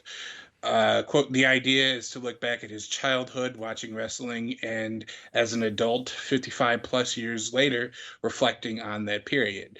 He also noted that he's really been flattered at what top guys today like Reigns, Punk, FTR, and Lesnar have said about him. Meltzer continued. So there you go. He signed a secretive deal. A secret lucrative deal. I wonder what that means. I'd like to know. Lucrative can mean a lot of things. Mainly that means that it was a high money, maybe he got a big money Legends deal. That's what it sounds like to me. Yeah. Yeah, that's what it sounds like to me. They're probably going to give him some little piece of the merch, get some more stuff out there. They're going to tail off of the Owen Hart thing from AEW, and I don't blame them. I do and I don't blame them. It's a little shitty to do, but I also know that they're a business and they're going to do whatever they can. That's scummy. So I can't blame them for being scummy when I know they're going to be scummy. That makes sense? Oh, absolutely, because that's exactly how I feel about it. It's like you don't have any actual plans for him, and you didn't have plans for him like 2 or 3 months ago. But now that you know AEW is doing the Owen Hart thing, you're going to purposely give him more money to like keep him from doing that and try to give that as little momentum and steam as possible, which is kind of shitty and is kind of petty, but is well within your right to do as a business. So it is what it is. You totally can do that, and if he takes the money, that is his prerogative. I'm glad you agreed, because I even felt kind of scummy saying it, but it's just I mean, it's a shitty thing to do, but it's totally legal. Number one, legal. Number two, expected by a company like WWE to do. Yeah, they are going to definitely fucking ride the coattails of this Owen Hart thing. Absolutely, they will. 100%. And again, if you expect the company to be scumbags, I'm not surprised when they do something scumbagish. Mm-hmm. This isn't exactly a scumbag move signing Bret Hart, but it is and it isn't. I get that they're going to let him do an indie show, probably just this one. That's probably going to be it. So, it's really sort of ironic because as much as they like to shit on WCW, how many people are they paying to literally sit at home, just as WCW has done? Mm-hmm. Exactly. So, I don't know what kind of deal he signed. I guess we'll see. I got a feeling it might be, if he's looking to start slowing down, this might be the right deal for him, being as he's getting older, wants to start. And if he does want to start slowing down, WWE will definitely do that for him, because they don't really put their legends out there doing a lot of stuff. Right. So this is perfect for him. They want to make merch. They can make more Bret Hart merch now. He can make money off that. Good for him. Mm-hmm. So, good for him. Oh yeah, definitely. Because there was that period of time where we were talking about there. It was during the Monday Night Wars where basically Vince was like, "Yeah, I can't afford to pay you this big money contract that I promised you," because like he allegedly, the rumor was that he was paying him like for a 20-year contract. He was supposed to pay him like $1 million or $2 million or something of that nature, which was a big deal at the time. But nowadays it's not quite as big of a deal. But it was this long-term, lengthy, expensive contract, and then Vince ended up backing out of it, and then that's how he basically ended up at WCW. So I guess it took long enough, but he ended up getting his money in the end, I guess. Yeah, guess so. But yeah, man, this like I said, this could be good for him. Doesn't matter my thoughts on Bret Hart, whether I like him or not. This is, good for him. Everyone's got to make money, and I'm sure now he can take that contract and put it on his shrine to himself in his house. Yep. I will never forget, and I wish I could just specifically quote it, but there was an episode, which I believe is still available, that you can look for if you're interested, of the In Your Head Wrestling podcast that has Scott Hall involved in it, and he goes into lengthy detail of making fun of Bret Hart for having his shrine to himself, and he also mentioned that he had a fucking Sergeant Pepper jacket that he had, like, hanging above his, like, little, like, fireplace or something, and he just went into great detail of bashing him for the Sergeant Pepper jacket, and it's always made me laugh. I do remember that interview. It was a good interview. It was. I was enjoying that. It was. Check them out too. Yeah, good lads. Yeah, most definitely. So, you got a couple more? I have one more, and then we can actually lead into AEW because it is about an AEW person. There you go. Here we are. Darius Martin is expected to be out of action for a, quote, lengthy period due to injury. According to a report from Fightful Select, the 22-year-old sustained a leg injury fairly recently, although the nature of the injury is not currently known. He's expected to miss a significant amount of time. This is the second time in 14 months he will have been sidelined for an extended period. In February 2021, he suffered a torn ACL that required surgery. He wouldn't return until March 2nd, 2022 edition of AEW Dynamite. His last match was on the 415 AEW show from Garland, Texas. He teamed with his brother, the Hardys, and Frankie Kazarian on the show. They defeated the team of Private Party, The Blade, and Helico, your favorite wrestler, and Max Caster in a match taped for Dark. His brother Dante teamed with Brock Anderson and Lee Moriarty on Wednesday's edition, last week, not tonight's edition of Dynamite, and lost to the Blackpool Combat Club of Bryan Danielson, Jon Moxley, and Wheeler Yuta. Oh, yeah.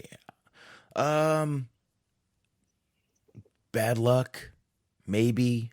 Injury prone, maybe. Too soon to call it? It's very bad luck at the very least, but unfortunately, it just seems like there's just certain people that just have reoccurring injuries like this, and unfortunately, usually in the same sort of area, a leg or an arm. It hasn't, like, just as an example that comes to my mind, it hasn't really caused too much of a deterrent to their career, but I feel like Chelsea Green's broken her arm or wrist like about 8 times in the last like 3 years. So it's just like, it happens to people. It happens to people. Like, legitimately, I think she broke hers like 2 or 3 times. Wow. So it's like before the NXT call up, after the WWE call up, and then it was like another time in like Impact. So it was like 3 times of like just the same wrist just getting broken. Yeah. So just there's certain people have these reoccurring injuries where it keeps happening to them for bad luck or whatever reason.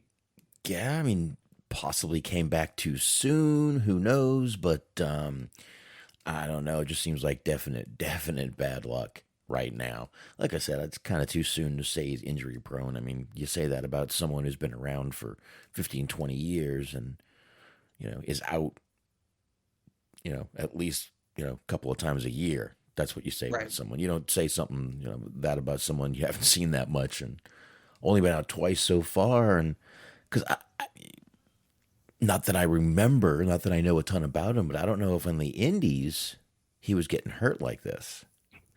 I hadn't seen him on the indies prior to him being in AEW. Okay.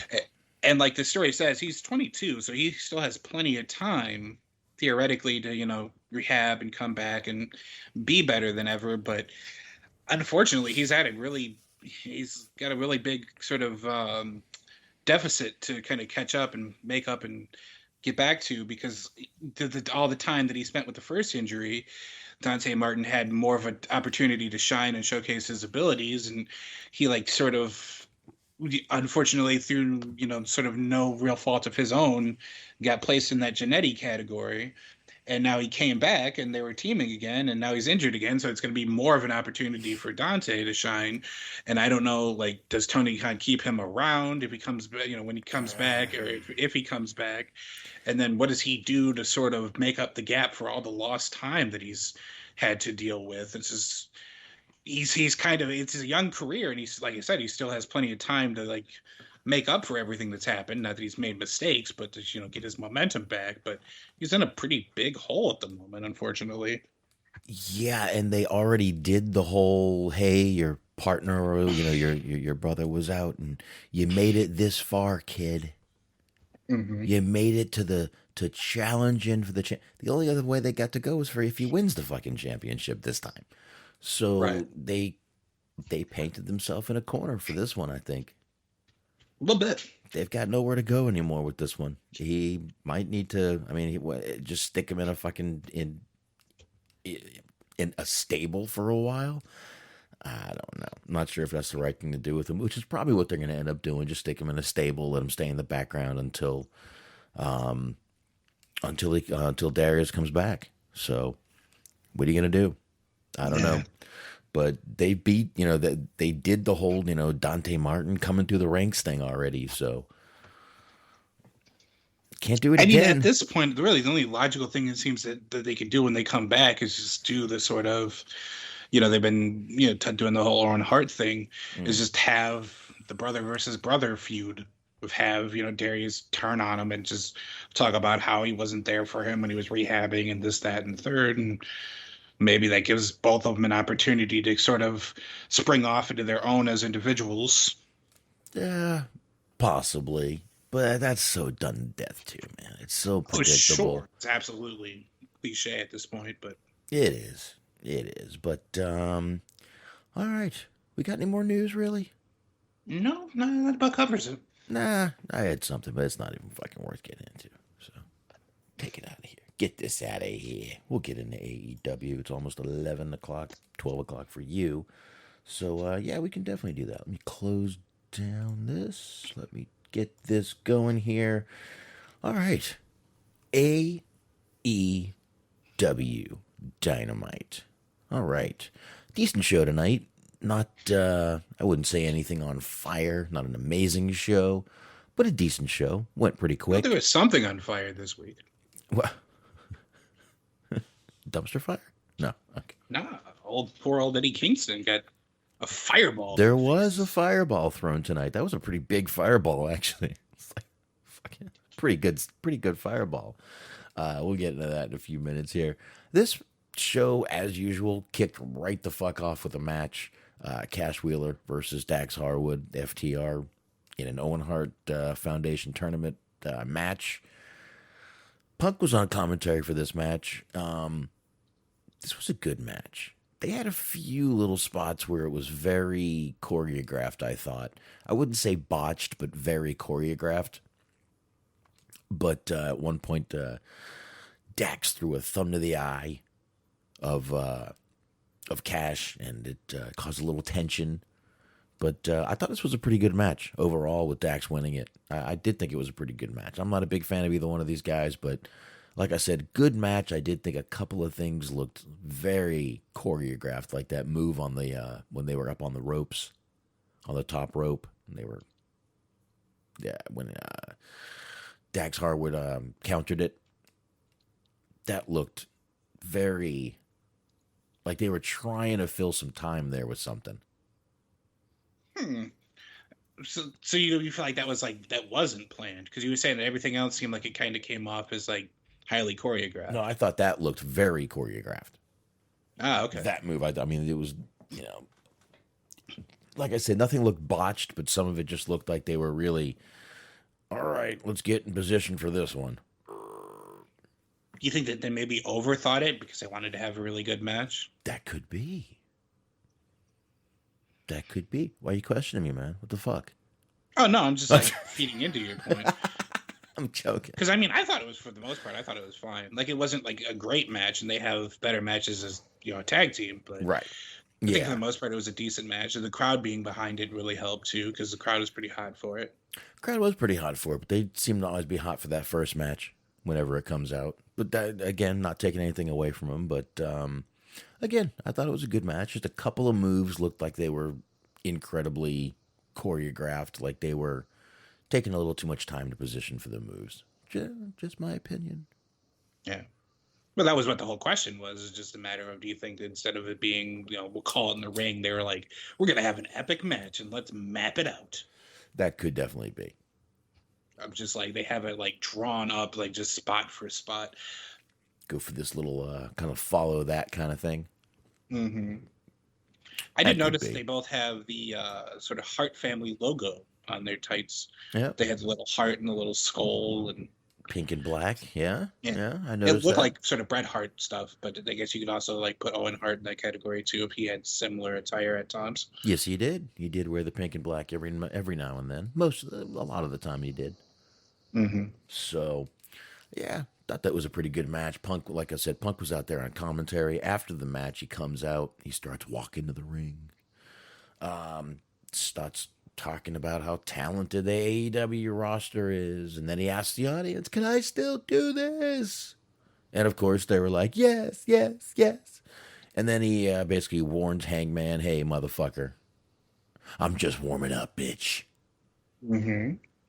All the matches before, basically, he was saying, we're just a warm-up to this coming up, and he is ready. And I think it's official now. Double or Nothing. It's CM Punk versus Adam Hangman Page for the title. AEW. Indeed it is. They put the graphic out on the Dynamite, so it is happening. Oh, the graphic is out. It's done. Done deal. Yeah, it's official. It's official. I still just kind of wish he would stop, like, promoting shit that's happened. Because, like, before the promo, he was like, oh, let's give it up for Dax and this hard-fought match that we just saw. Give it up for both of these guys. It's like, come on, man. That's what you do, man. I guess. But I just...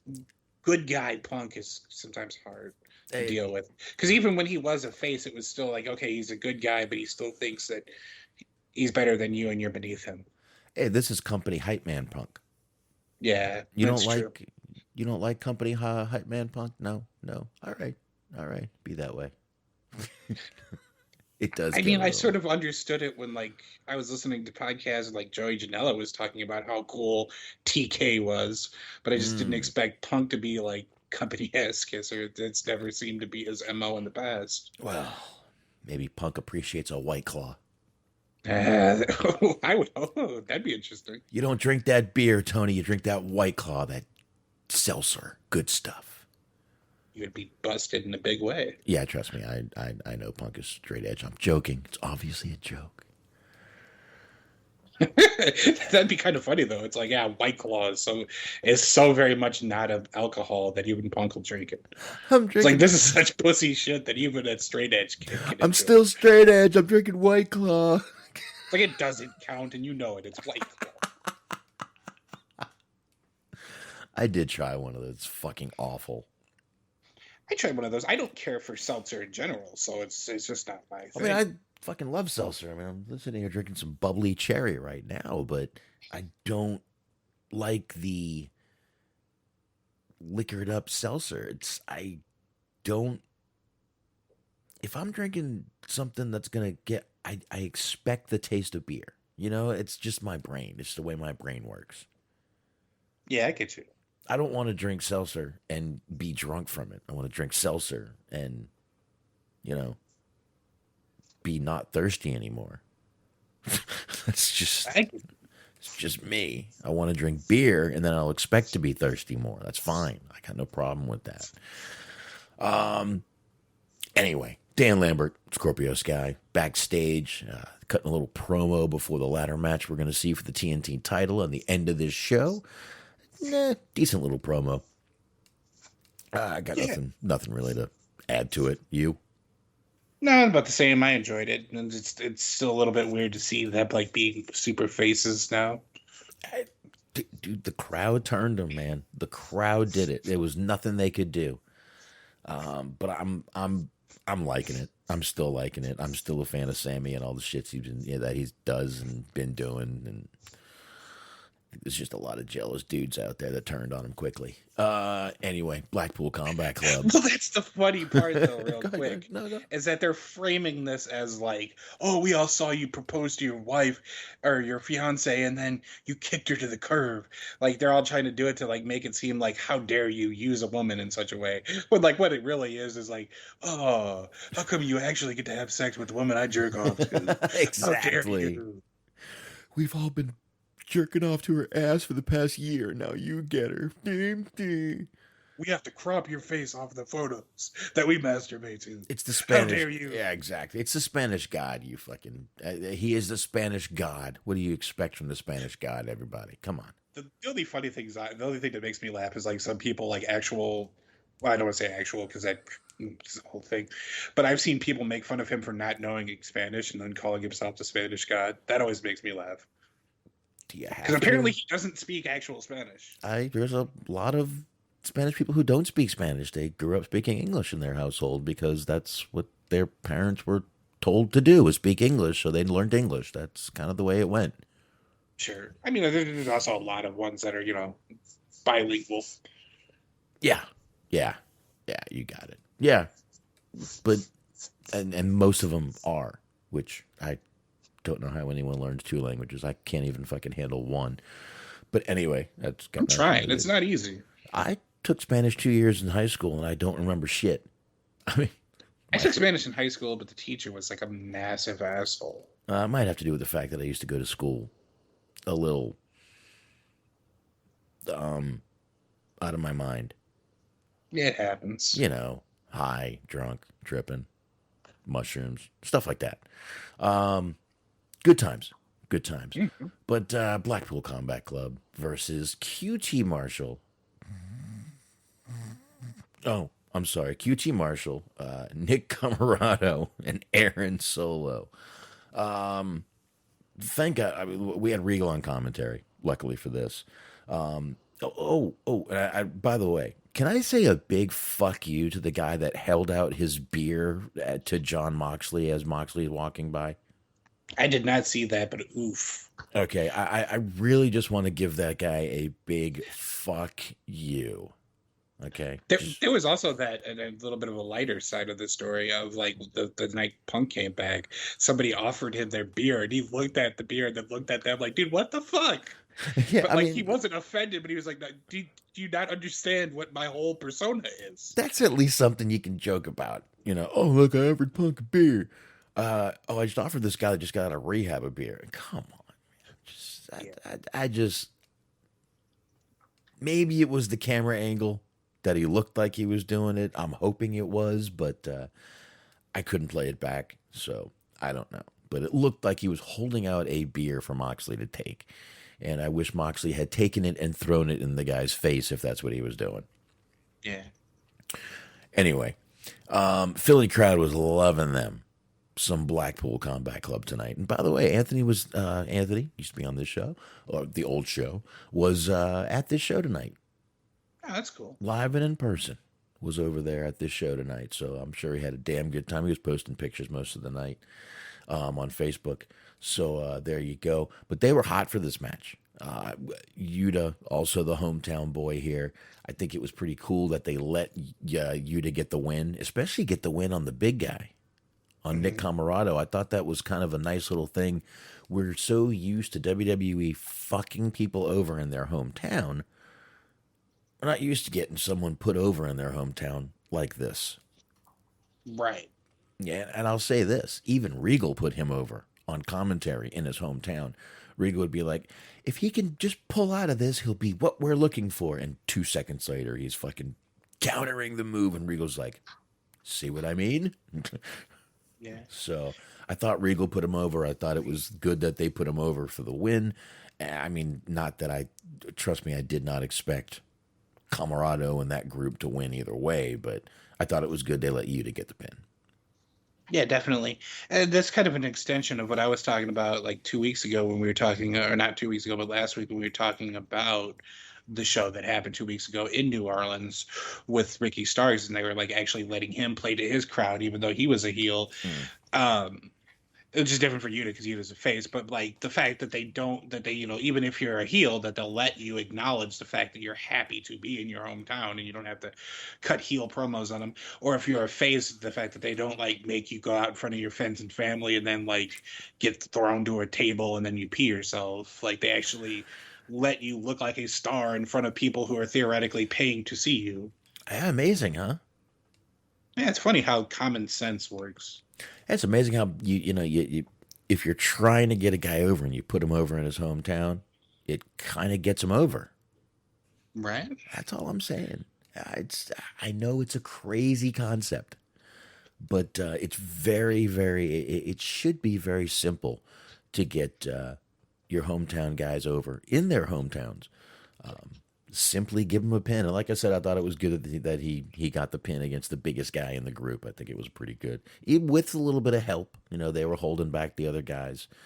Moxley and Danielson were, but I think these guys are working good together. I didn't expect Yuta to fit in so well, but I think he's fitting in perfect with this group.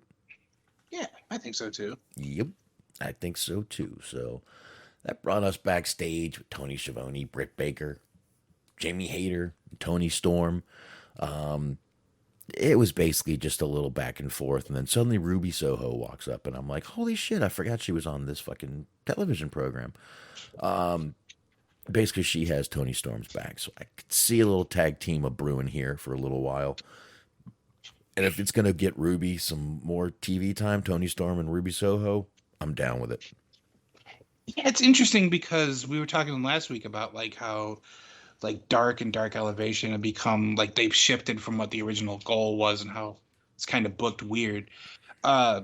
Not only this week did they put QT Marshall, like we were talking about, they put him against Minoru Suzuki. And it's like you only have so much time, so many matches that you can use this guy. He's a big international superstar, and you fucking put him against QT Marshall. But anyways, the point of the story was they, for whatever reason, like every week, and I mean literally every week, like you can go and look, Ruby Soho's on Dark. I don't understand why. Like, I don't understand why she's on Dark like every week and then like on Dynamite like once a month, if even. But I don't know. That's been the case. It's kind of what it's almost like Tony doesn't want to be blamed for just letting former WWE people come in and take matches from people. I don't want to get that reputation. Well, people did want to see her. They were chanting her name before you even introduced her. Before you debuted her, they were chanting her name. And they loved her debut. And then you just kind of were like, yeah, that was good. Hey, go on Dark for a while. What the fuck? It's a problem, I think. Because, like, even we were talking about it, and maybe they'll have her win, like, the Owen Hart tournament or whatever, but it's a problem that the AEW has, and it's a problem WWE has, is, like, they seemingly don't know what to do with women if they're not competing for a championship. Like, yeah, right. I mean, and I'm not trying to, like, sit here and, like, clout chase or anything like that, but, like, literally, they don't have other storylines. Like, the only one I can think of is the one that they had with Statlander and the Layla Hirsch, but that was, like, the only other, like, female-related storyline that wasn't directly related to a belt. They don't know what to do with the women when they're not chasing belts, and they only have but so many belts. They only have 2. Yeah. True. I mean, either that or they're going to put him in a fucking, a Philly street fight. Yes. Which we saw tonight. Might as well just talk about that at this point now, and then we'll roll back to where we were. So, you had Serena Deeb and Sheeta. They were in a Philly street fight. Sheeta was looking awfully nice tonight. Yeah, she's underrated. Especially after the water. Mm-hmm. I was like, we got a wet t-shirt contest, baby. Woo! I mean, it did sort of help that when she poured the water on herself, they slowed the camera down, the recording speed.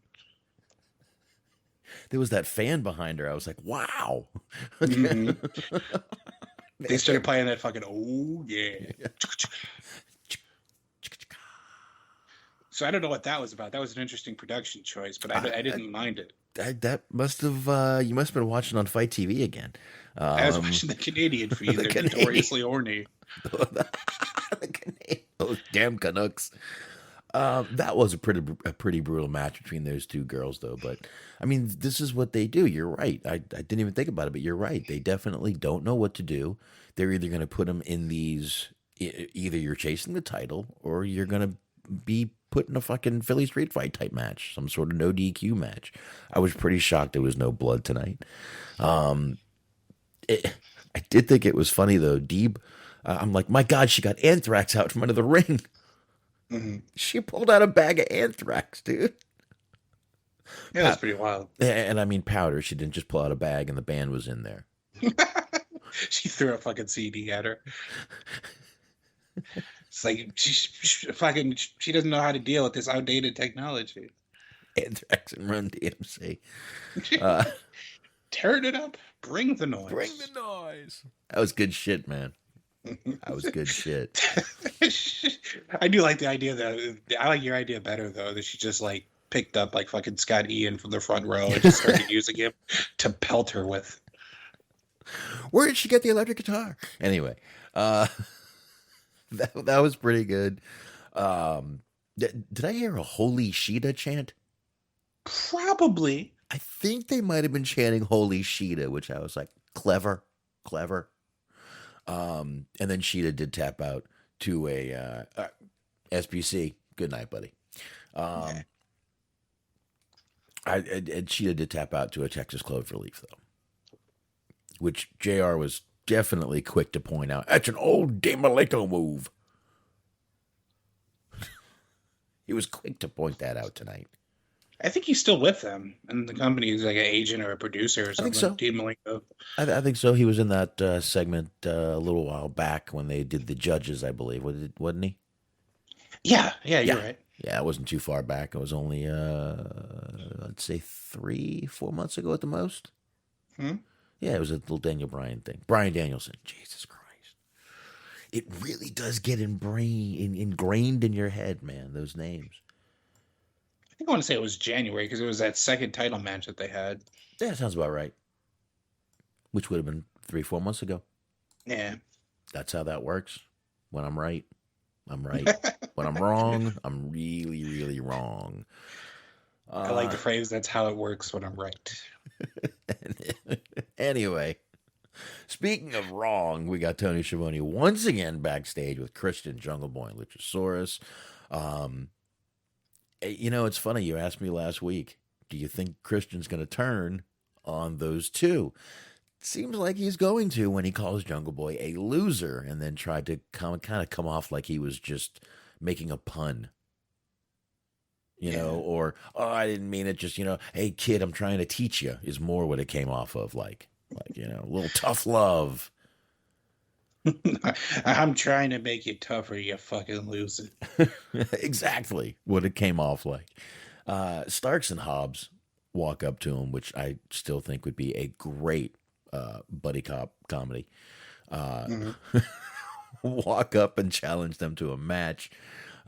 Like, seriously, Starks and Hobbs. It's got the name already. Mm-hmm. That's it. Starks and Hobbs. It'd be great if, like, they ended up, like, fucking Tubi ended up picking them up and having them do a buddy cop show just to, like, sort of spite MLW. We were saying how great it could be just doing that. They should do that in AEW. They should make them two fucking, just suddenly they're cops and they're just two buddies who can't get anything right. I would love this. I would fucking love this. I'd be behind a fucking detective gimmick, and Yeah. I was thinking while I was watching it that they need to take another stab at doing a pirate gimmick. Because I mean, the whole weird thing that they did with Burchill kind of fucked up the pirate gimmick for people. But I'd take another attempt at a pirate gimmick. No. Actually, now is the perfect time for it because you have Johnny Depp in the news. Pirates of the Caribbean. You could run with this. Yeah, like I said, I'll talk about that Saturday. If you want to come on and talk about it, if you want to watch a little, you're welcome to do that. But I'm going to tell you right now. I honestly got nothing about it. Other than those people were, those two together. I'll just say this, and we're not going to talk about it anymore because we're getting late. Those two together are like fucking fire and fucking fuel. They... I don't know which one is which, but those two together are toxic and horrible for each other. They're both horrible people. And I'm just going to leave it at that. They're both horrible people. I'll still watch a Johnny Depp movie. Leave me alone. I watched Donnie Brasco over the weekend. I will say, I love that movie. Briefly, that like I always find it interesting that basically every like sort of chubby and or overweight girl in my high school that had like goth makeup, like each one of them to a T, Johnny Depp was their dream man. Yeah, and dude, women loved that man from the time he was on what was it, 21 Jump Street, that show. I forget what year it was, but they've loved him since then, man. They have. So anyway, enough of the we keep going way off track tonight. Before we end up talking 30 minutes about that. So there we go with that. Then we had the Lancer. The Mitsubishi Lancer versus Wardlow. That's right. Old Lance Warner was out there. Lance Archer versus Wardlow, if I can speak tonight.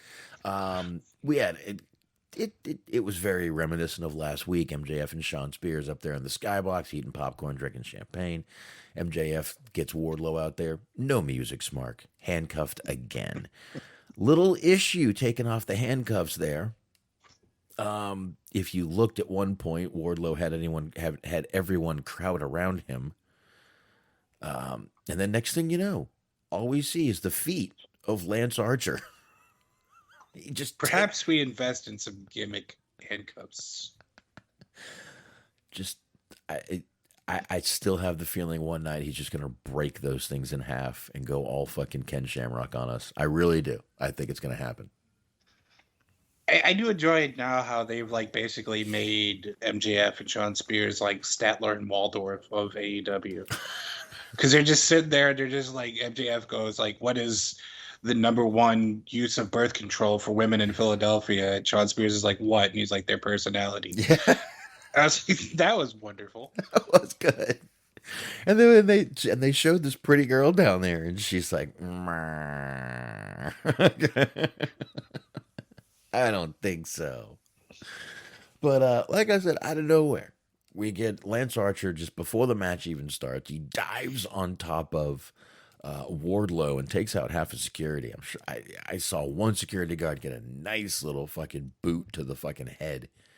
But Wardlow pretty much, I gotta tell you, he kind of no-sold that.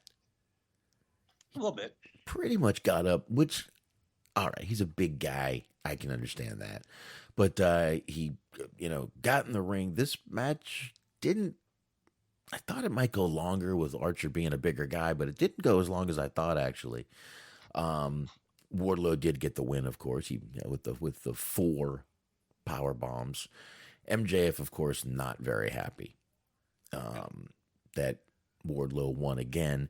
And after there was something happened, and then they went backstage. This, to me, sounds like it's going to be Paul White versus Wardlow next week. Oh, jeez. Is that not what it sounded like to you? I mean, I'm not saying that it's impossible, but didn't he have the shirt that said, "And you can't teach that in WWE" with the... No, that was Enzo and Cass. It was. Cass. I'd be okay with that, actually. He's got his shit together. He seems like he's pretty decent nowadays. I mean, I don't know about as a wrestler, but like as a person, he seems like he's all right. That's who they were referencing, Cass. Yeah, there's a clip of I forget. I don't know what show it's from because I don't keep up with Impact. But he put Chelsea Green through a table, and that shit looked amazing because it looked like he just spiked her through the fucking table. Oof! Wow. There's a power bomb, and it just. Woof. Do you think they would bring in Enzo? Maybe. I mean, Trip. I would. It's kind of. It's an interesting question because, like, again, he wasn't convicted of anything. But if you're not bringing in Jay Briscoe because of potential bad reputation for his past, well, one made fun of the LGBTQ community. Well, whatever you want to call what he said. True. One had false accusations against him. True. Yeah, I don't think there's any sort of. I mean, with the Briscoe thing, you could at least go back and say that there is a tweet out there. There's tangible evidence of what he was accused of. Right. This girl was just some wackadoo who, yes, he made a bad decision and had sex with a crazy girl. I think we've all done this. Come on, guys. Come on, guys. Yes. Okay. It's happened. We've all done the crazy girl. Crazy girls do it better. All the good jokes, you know. So it's happened to all of us. I think they might. That might be someone they would give a second chance. I think they would bring in an Enzo before they brought in, say, a Velveteen Dream. Mm-hmm. So just throwing that out there. But yeah, Cass, I didn't even think about that. You're right. It's exactly who that was going to be. So we get into the whole Jericho appreciation thing. They come down. There's some face-to-face they're going to have with Santana, Ortiz, and Kingston. The funniest line of the night was when I forget the one guy's name, called him the AEW Galaxy instead of the WWE Universe. Yeah, they're leaning into that hard. Some of it's pretty funny at times. I thought it was pretty damn good, to be honest with you. I did enjoy it. It's funny because it's so stupid, but it actually got like a really good heat. People booed. Oh yeah, booed pretty hard. Yeah, they did. And but Eddie Kingston once again on fucking fire here. I've got a little bit of it. Let me get it here. I've got a little bit of the audio. I'm pulling it up from Facebook on my phone. Here we go. Oh, let me get the actual video on here. Let me pause it and back it up. It's only 30 seconds. But Eddie Kingston just on fire. Him and Jericho were going back and forth, and he's just letting them have it. What you gonna do? You gonna hit me? I'm gonna put you. No, Chris. I'm not gonna hit you. Look in my eyes, Chris. I live behind my eyes. I can smell the fear coming off you. You bitch, I can smell it. When you say a hit in our world, you gotta be prepared to put someone in the ground. Guess what, Chris? We've done it before, and we'll put you guys in the ground too. Are you ready to do that? Are you prepared? Nah.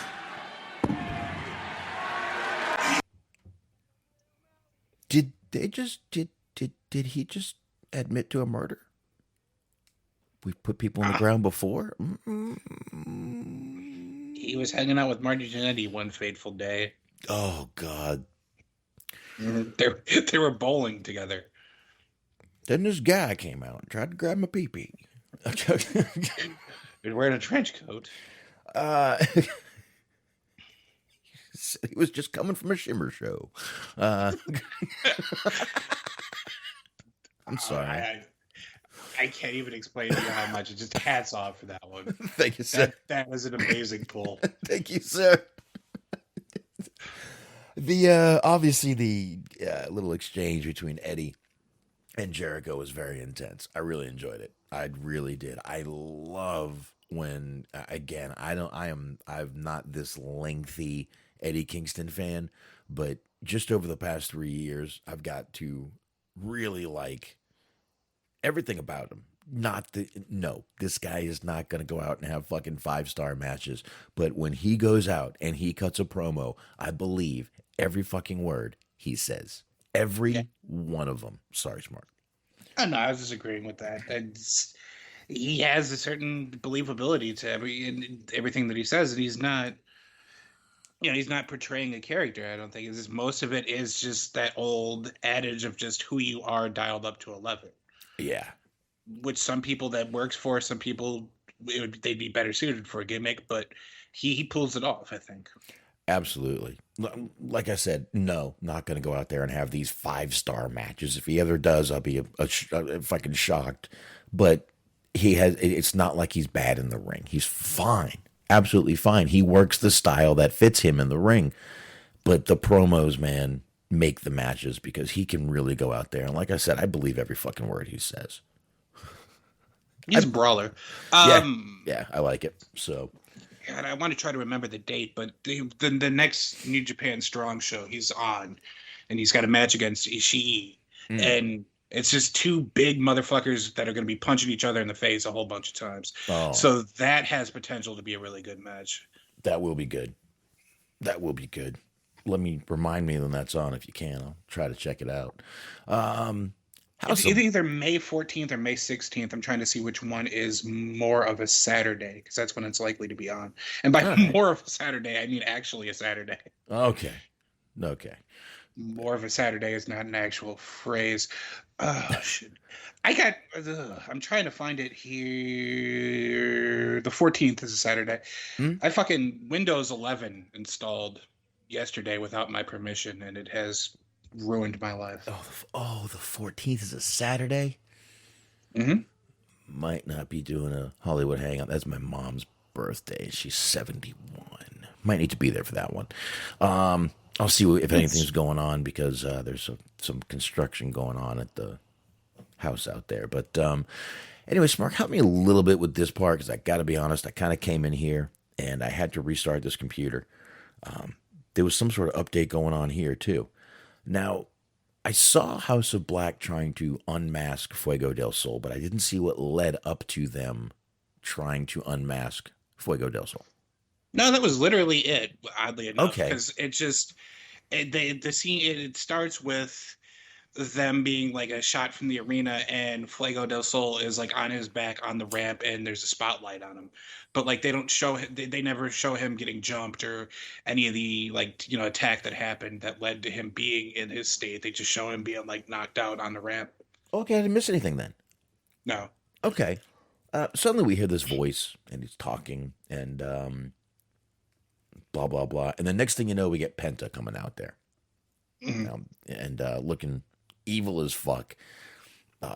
And Pat comes out. Phoenix is in the ring swinging a shovel like a goddamn baseball bat. It reminded me of the fucking Texas Chainsaw match. There you go. Where he like revs up the chainsaw and he starts spinning around in a circle. Like I was just like, it was the oddest way of trying to hit somebody with the fucking shovel that I've ever seen. I mean, obviously the goal isn't to hurt somebody with a shovel, but still, he just like spun it around in a circle, like fucking Leatherface or like the old Terry Funk ladder spot. There you go. I was thinking Happy Gilmore with a shovel. Ah, that works too. Just swinging. He was swinging a shillelagh all over the fucking ring. I thought he was going to fucking really kill somebody, because they weren't looking yet when he was swinging it. And I'm like, Phoenix is going to kill someone. Death Triangle, though, reunited, takes out House of Black. That was pretty cool. Yeah. I mean, they didn't leave him laying. House of Black walked away, but still pretty cool. Then we had this 10-man tag match. Smark, ain't no way I could take notes on this fucking clusterfuck of a match. It was Adam Cole and Red Dragon, with the Young Bucks, versus Dante Martin, the Varsity Blondes, Lee Johnson. Lee Johnson? Lee Moriarty? Lee Moriarty. I don't know why it typed that name. And Brock Anderson. Actually, there is a Lee Johnson, I believe. There is, but I don't think that's who was in this match. It was Lee Moriarty, I believe. Wasn't it? Well, let me take a look. I will be honest with you. At this point in time, my dog decided she needed to go outside, so I didn't see much of this. Oh, all right. I'm thinking my... When I got back from letting her do her business, they had already won, and they were both putting on the whole matching team T-shirts. Oh, all right. Then yeah, if you could make sure that name is right, I'm pretty sure it's supposed to be Lee Moriarty, but yeah, Lee Johnson. It was Lee Johnson. Yep. Well, see, this is actually, we make fun of WWE for this shit, but like for only allowing one person to have the same one name at any given time. But like maybe they're onto something, because there's a whole lot of Adams, there's a whole lot of Lees, a lot of Adams, but all right, Lee Johnson, all over the place. Lee Johnson. I was correct. I like being correct every now and then. So, all right, we got two more little things to go through, and then we are done for the night. I can hear my kids out there going, "I'm tired." We get the Jericho Appreciation Society. Spit that out. Jericho Appreciation Society. They're in the back parking garage, and they've got Kingston held down, and they throw a giant. I mean, it looked like they took WD-40 and a lighter and blew it in his face. It was good. I mean, I know it was flash paper. It didn't really burn him, but Eddie sold it great, I thought. Oh, it was like the exact opposite of the Hulk Hogan fireball. Yes.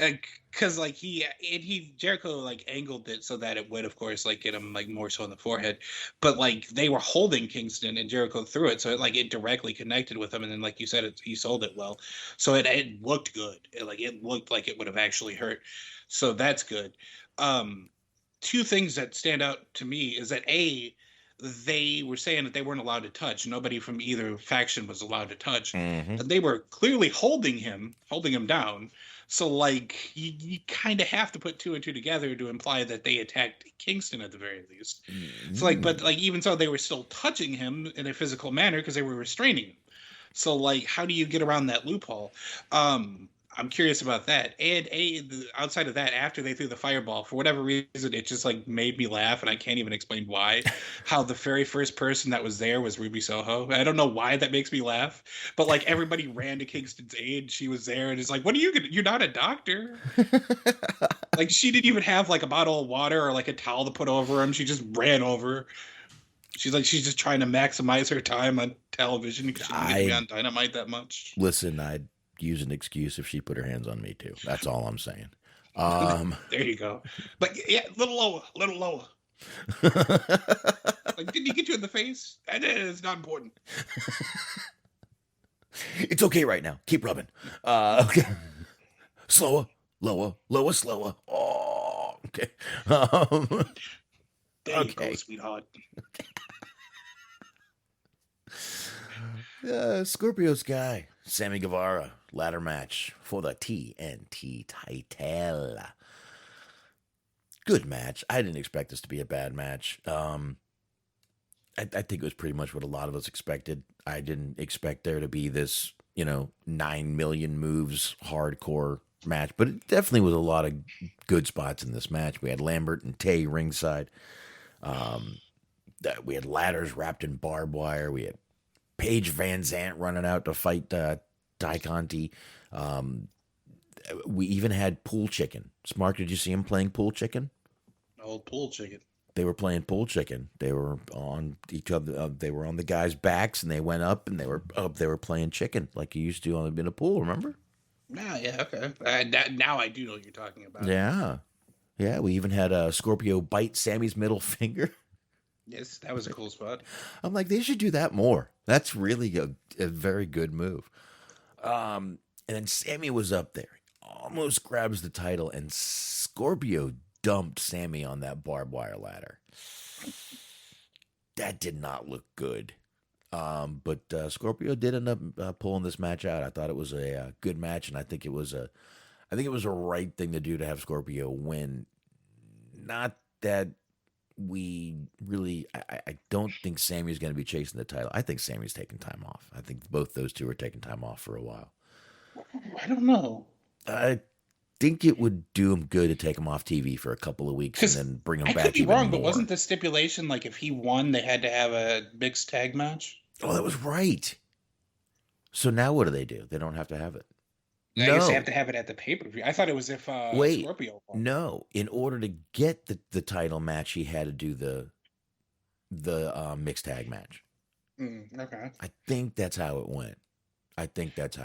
So, I don't know, man. I thought this was a good way to end the show. Frankie Kazarian came out. They kind of, did a little handshake, and Frankie Kazarian will be the first one to have that shot at the title. Good to have friends in high places. Mm-hmm. A couple of things stick out in my mind real quick here. Mm-hmm. First of which being, like, I'm not saying, like, her punches weren't nearly as bad as Shane's, but the Paige Van Zant, when they were, like, doing their little exchange there, that's something that if she's going to be with AEW for a lengthy period of time, she's got to work on, because and this happens with a lot of people. Like, I remember talking about this when they did Raw Underground with, like, Jessamine Duke. Uh-huh. Legitimate fighters are like, it seems like they're worried about hurting people, so they throw like very like half-hearted looking punches. and that like kind of stuck out in my mind because it just seemed like she was just very like kind of lightly like tapping her with her wrist. Yeah. And not so much, and I understand why. Like if she was going full in on her, she probably would have hurt her, but there's something you got to learn to balance out. The other thing that stuck out in my mind was Sammy went to the top of the ladder. He did this cool ass dive off of the ladder. Completely missed. I felt bad for her. And like I don't know, like I'm curious to see if like anything comes of it, because it looked like he hurt himself. Because he just like fucking completely missed the dive and just like landed just like straight up. Nobody, Scorpio didn't even really catch him. It looked like he landed like on his shoulder because he was kind of clutching his shoulder a little bit. It didn't look like at the end of the match he was clutching anything. So he was either hiding it well or something. And then, like you said, he took that back bump onto the ladder. And like, even if that barbed wire is gimmicked, you're still going full speed into the fucking ladder, like back first. Like that's still gotta hurt. Yeah, that's gonna hurt either way. I don't think there's any way around that shit. So anyway, I think that's about all we got, man. Fucking went a little longer than I thought. About 2.5 hours here. About 2.5 hours. So we'll go ahead and get out of here. That means we're going to go ahead and play this wonderful music. I am not getting rid of Take Your Drunken Ass Home. That's my jam. There you go.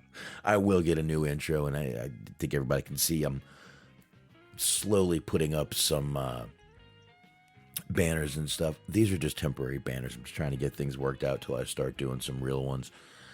But just trying to get it so at least the show is not saying Dirt Sheet Dudes anymore. So anyway, thanks everybody for stopping by the old wrestling outlet. 100% appreciated. And of course, you guys should also be checking out the High Marks. That's right, Cheeseman Mojo and G Wiz over there on Mixler.com/Metal Mint Podcast Network.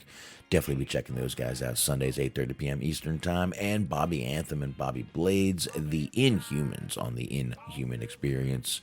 Get subscribed wherever you download podcasts from.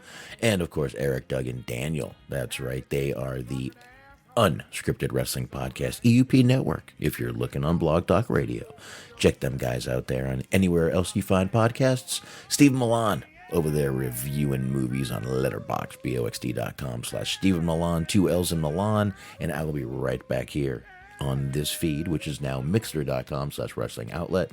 I will be doing the Hollywood Hangout, My Blue Heaven, talking about it. Going to be kind of funny. That movie is actually, I don't know if anyone knows this, I'll give you this little hint. It's loosely based on Henry Hill's life from Goodfellas while he was in witness protection. You'll get a lot more on that Saturday. There's my little teaser for you. Go ahead, Smark. You got it. Mondays, 8:30 p.m. on the Metal Mid Podcast Network. It is Cheese on Sports with Cheeseman G Wiz, Luke Birch, Matt, and myself. We're talking NBA, we're talking NHL, we're talking the USFL. For all you degenerate gamblers out there that like to bet on obscure sports leagues, we got your back, homie. So be sure to check us out, and be sure to check out Mojo and Dirk's Most Dastardly Show. That's how it's pronounced. Didn't fuck it up this time. Good for me. Also, what you want to check out is Planet Raccoon Tour. It's the Planet Raccoon Tour podcast with Bobby Anthem, Papa Dave Sincere, and Yuck Nasty. All 16 episodes of season 1 are available for you, as well as season 2, which we're up to 8 episodes now. Like I said, episode 8 dropped last week, so be sure to subscribe so you do not miss an episode, because you won't want to miss an episode. It's that damn good. All right. There you go, everybody. A quick note, by the way, My Blue Heaven is on HBO Max for those who have it. Oh, it is? Yes, it is. Okay. I just wanted to check to see if it was available on any streaming services in case people were interested in watching it before they checked out the show. There you go. I appreciate that. Thank you very much, sir. So there you go. Sure. HBO Max if you got it. Once again, chat room, appreciate you guys all joining us live. Always do. And once again, thanks for hanging out with Wrestling Outlet. And we will see you guys next motherfucking Wednesday. See ya. Adios. If you don't know what to do with yourself, take your drunken ass on.